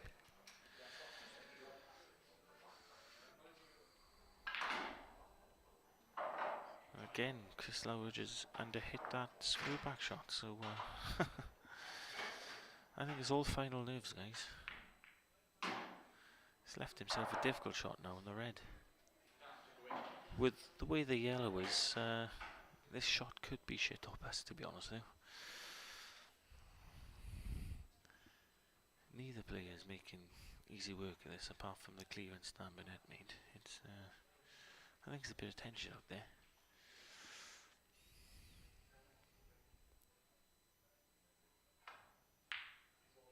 He's gone for the snooker. I'm quite surprised at that. It was a difficult shot to go for the snooker. It's obviously just as difficult going for the pot, but I thought it would have been Hugh Day's wins moment there. But yeah, he's gone for the snooker, didn't judge it right, and Dan Burnett's got an opportunity to sink this black in the middle for a 2-1 lead. Yeah, he sunk the black in, and it's 2-1 Dan Burnett.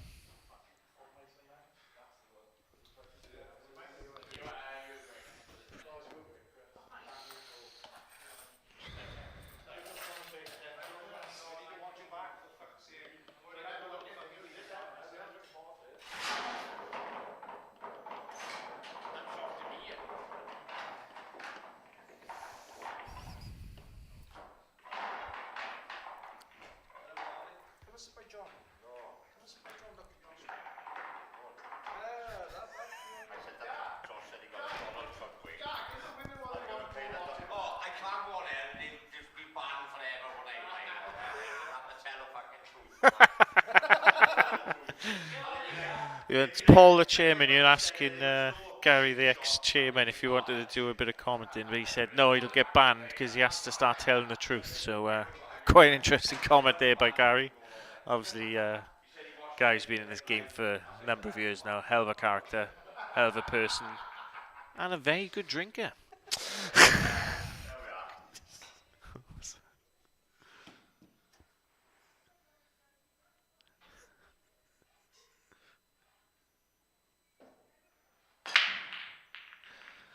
So we've it's quite a funny moment actually. I'm looking at the live chat. Obviously Liam James is asking if there's a Rhiannon commenting, saying is she single pretty much, and she's replied saying nope, I'm with Chris Lowbridge. Behave, Liam.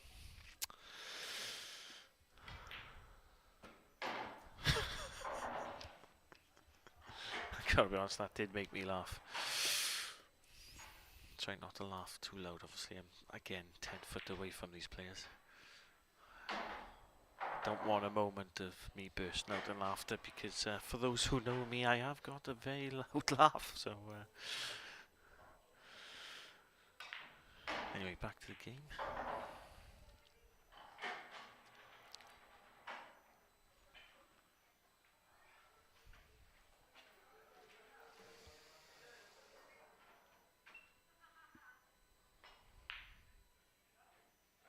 Yeah, that's a nice shot there by Dan.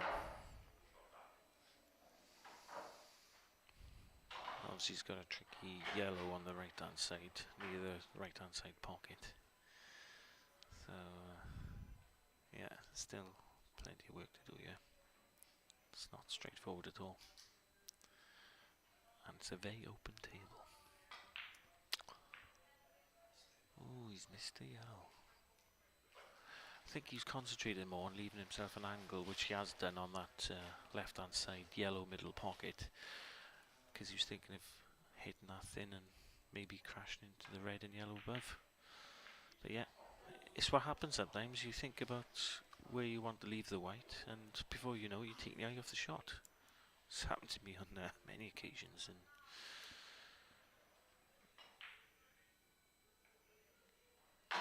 And it did sneak through. From that angle, I wasn't sure if it could go through, but it does, and he's left himself a cracking opportunity here for 3-1. Also, he's got decisions. He can either play the one in the middle and avoid the reds, which, to be honest, is an easier shot to get onto the black. But he does have to avoid some reds, so he has to be a bit careful with his shot. Oh, not sure what you can see here. I think it's full ball. Again, a bit of drama. If you don't win this game, he'd be kicking himself. He's going for the swerve. Nope, over swerved it. Opportunity there for Dan Burnett. Be disappointed with that. Obviously left Chris Lowridge with an opportunity. The balls are fairly open, really, so yeah, he's quite capable of taking this.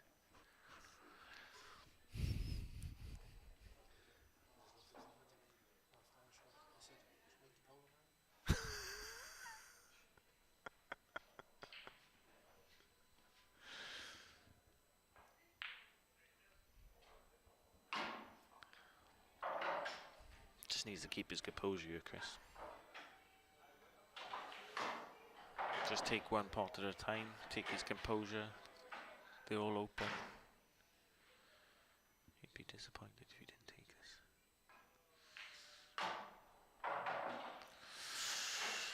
And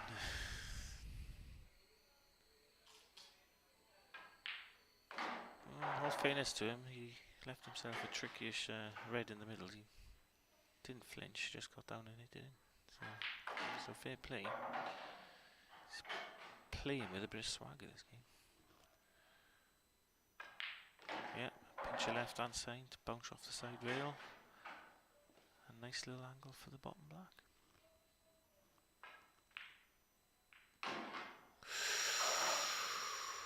He wanted to glance past that black. Fortunately, he's hit it, and he left himself a tricky black down the rail. Again, a bit of drama.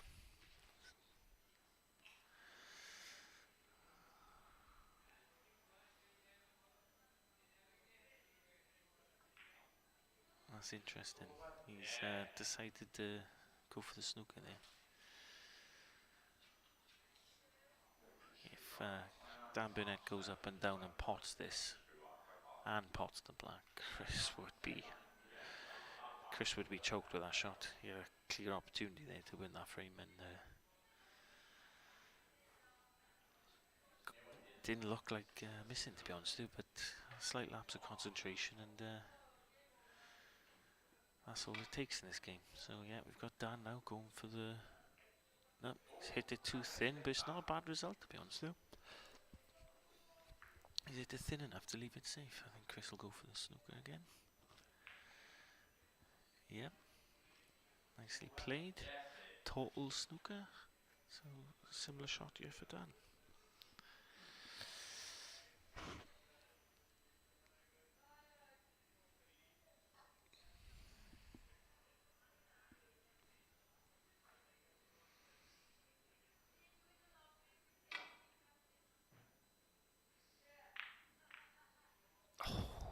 I've got to be honest. That double kiss saved him. But looks like Groundhog Day. This has happened 3 times in a row now. I'm sure if Dan keeps getting these opportunities, he's going to end up potting him. This looks good. Excellent shot there by Dan. Excellent shot. And again, if he pots this, Chris will be kicking himself.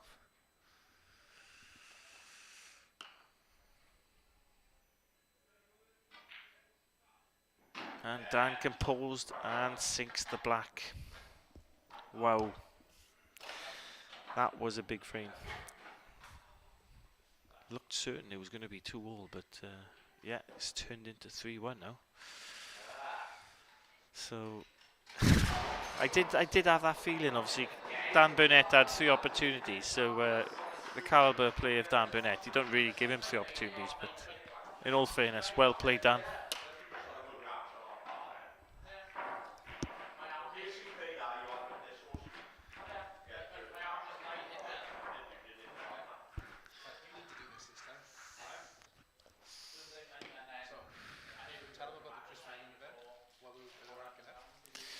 So just for you guys to know, the Rhondda Pool Association and Hopkinstown presents Chris Mellon, who's coming to the club. This will be the date of the 28th of April. It includes a raffle. It's £15 a ticket. There are currently, I believe, 20 tickets available. So if you are keen on watching The Magician, there is 20 tickets available. But yeah, please get in contact with us and try and snap those tickets up. I'm sure they won't be available for long.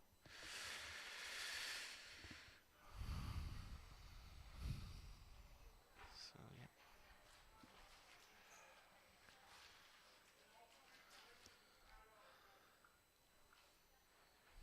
So it's been a good final this. Obviously it's 3-1.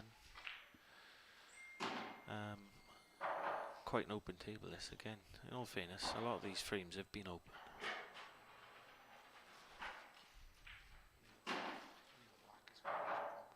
Yeah. Like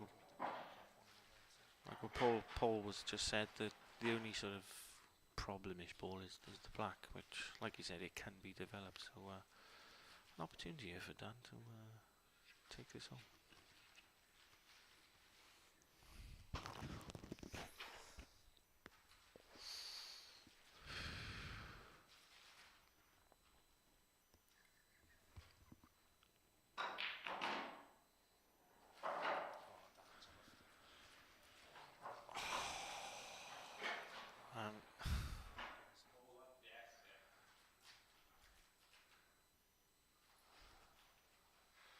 This time the aggression doesn't work. Obviously Dan's in a full ball position here. He's going for the red in the middle pocket. It's a decent hit, but yeah, he'll be a bit disappointed with that. Bit of an opportunity there, but obviously Chris is on the table here now. Let's see what he can do. Obviously 3 went down, the pressure's on.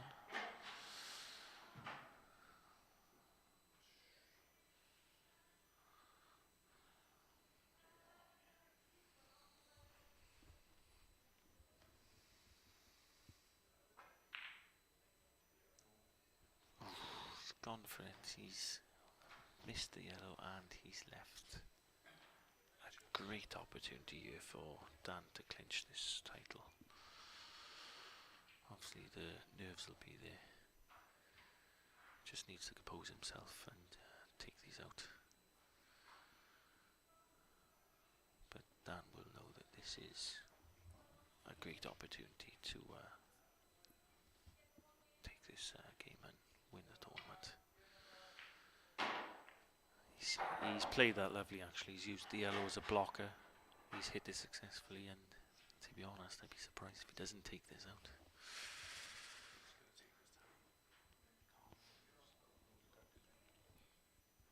Again, like what he's doing now is working out his route. A big breath there. He knows the importance of this. Slightly overhit that, but he's still in a good position. I still fancy him getting this red.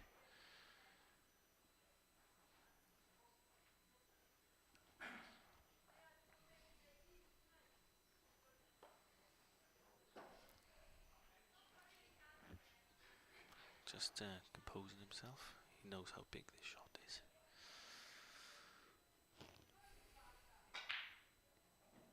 Oh, and he's missed it. That shot was the winning shot. If that shot goes in, he's won this tournament. I think a bit of tension in the arm there, that's all that was. Which is quite understandable really, it's the match winning shot pretty much. But still, Chris has got a lot of work to do. It's not straightforward at all.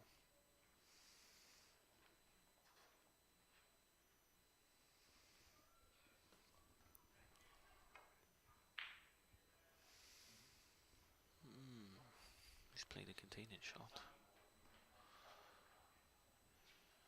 Not sure if, I don't think Dan can cut this in, but he might be playing the cross double, I'm not sure. Hard to see what angle he's got on this from here.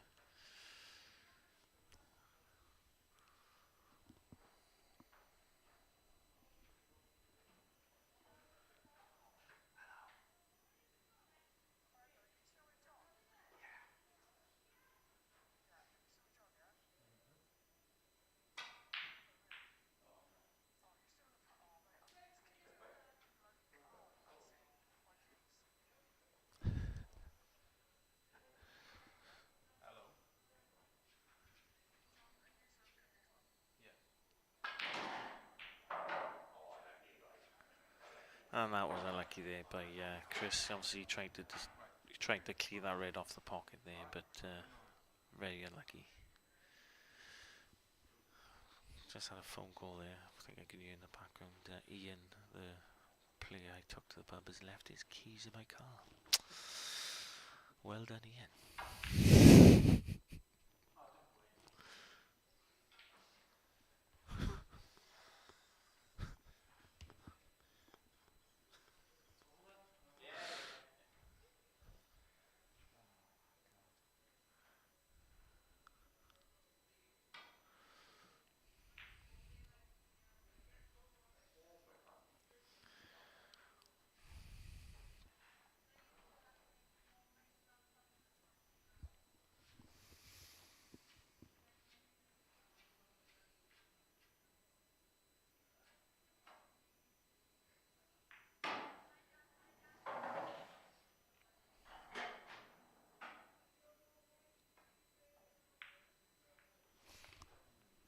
I think he can hit that red.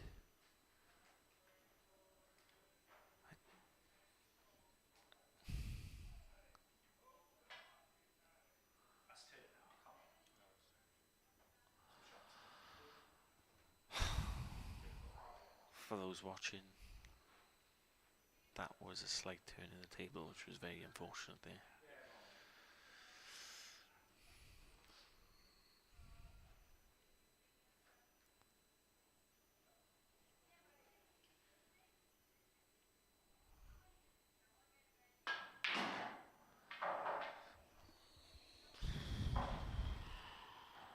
There is some drama in this final.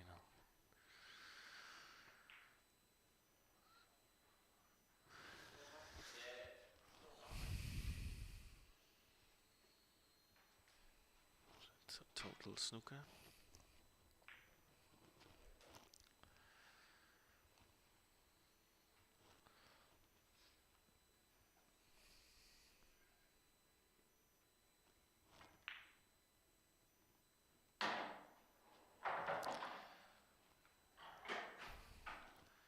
Good shot there by Chris. Not sure if that black can squeeze through that pocket.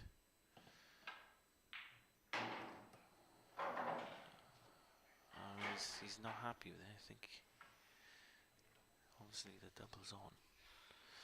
I think this is what you might call shit or bust. And he's trebled it. Oh, he's put his hand in the air there. God alive. He's gone for the double and ended up with the treble. I'm looking at Dan Burnett there, and he looks as sick as a pig.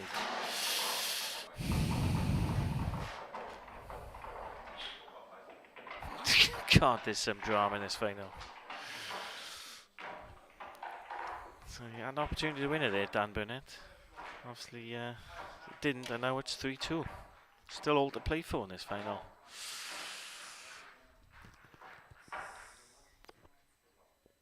Hopefully in the next 10 minutes. I know Ian's already rung me.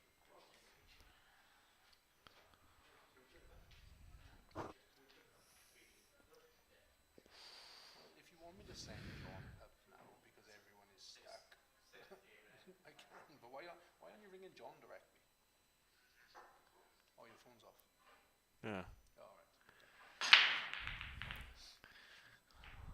I was gonna say, I know he's commentating, but you can just ring him.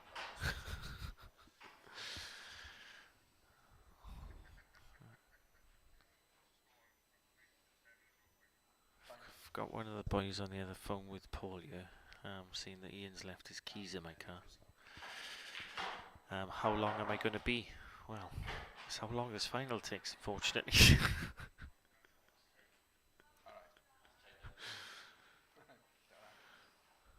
You just can't write it, can you? Apparently they sat outside the car. They sat outside the car waiting for me.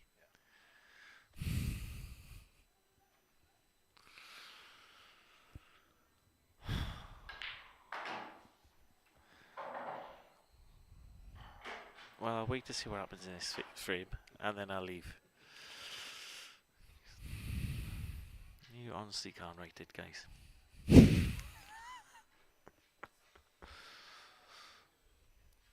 I could drop the keys to him, though. Can't get in the house. You can't get in the house. Oh, God.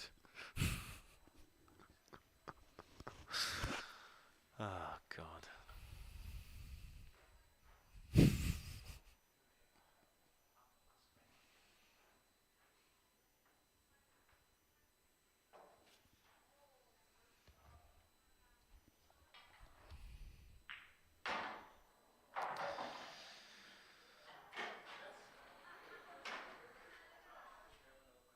Just going on the live stream. Rian Evans said, is it 3-2? Yes, I can confirm it is 3-2, Rian, yes. Dan 3, Chris Lowridge 2. You just see Chris Melly. No. You got Chris Mell on the brain, you have.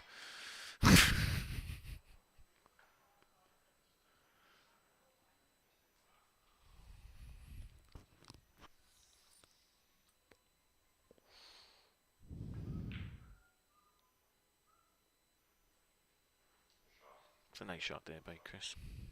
For a second I thought he was going to drop in then.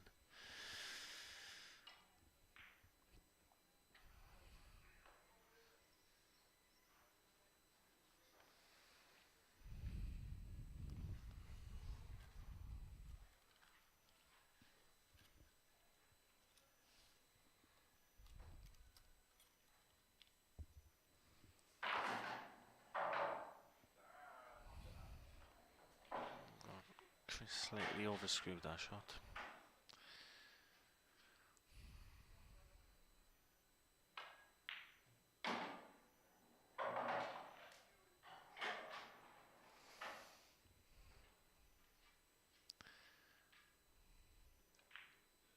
Yep, and I'm just going to tie the white up between these two yellows.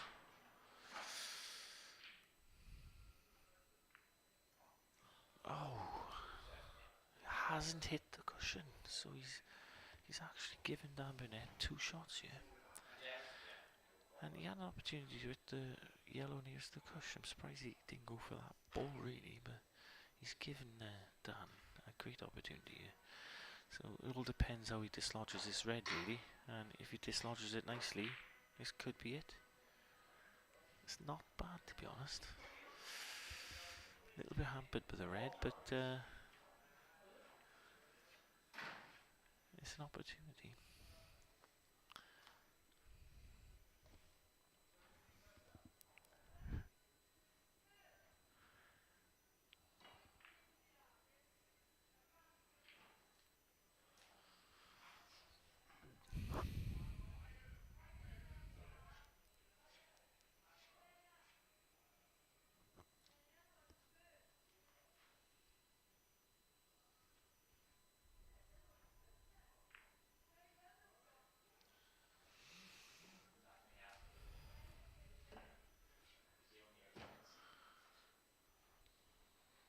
Just a message from Ian. Tell John to drop my keys at mine on the way home.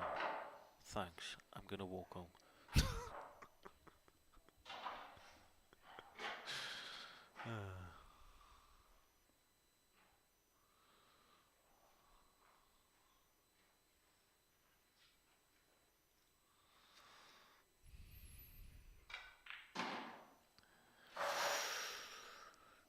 Slightly.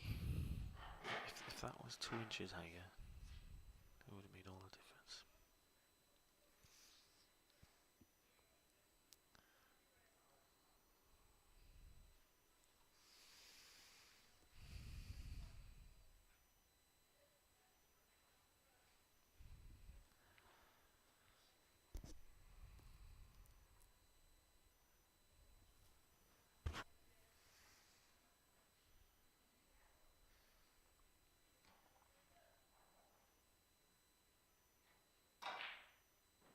Good shot.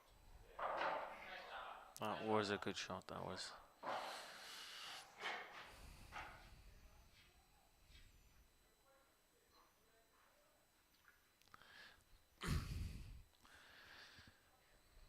Just needs to compose himself.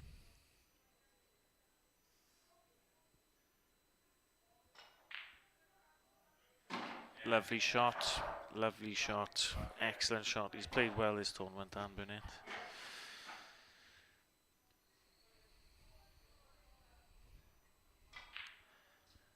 And he sinks the black, and yes, Dan Burnett wins the final 4-2. Excellent performance there by Dan Burnett. So yes, there you go, guys. Thanks for tuning in. It's the Rhondda Pool Association Singles, and the winner is Dan Burnett. Very well played, Dan Burnett. For those who's watching, we haven't got an earthquake. It's just Gary shaking the screen. Obviously a Ferndale boy himself, thrilled to bits with Dan's performance. So excellent, thank you for watching, and well done, Dan Burnett. Well done.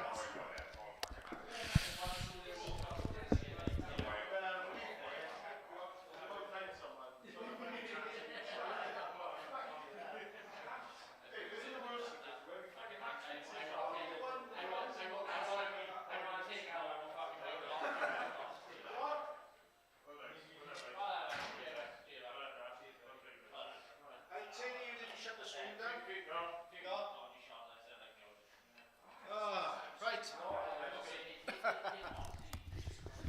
Right, thanks all. I'm just congratulating both players. Well played. Obviously, Dan's beaten Chris. What was the final score? 4-2 in the final. Well played by all. And yeah, thank you all again for showing up, being part of the stream and commenting. And big thanks to John. Yeah, he's not as boring as people think. And you know, one final plug now. Chris Mellon exhibition. You know you want to be there. He's an absolute magician, I think is his term, on the table. It'd be a shame if you missed out. 28th of April. Come on down. See you soon.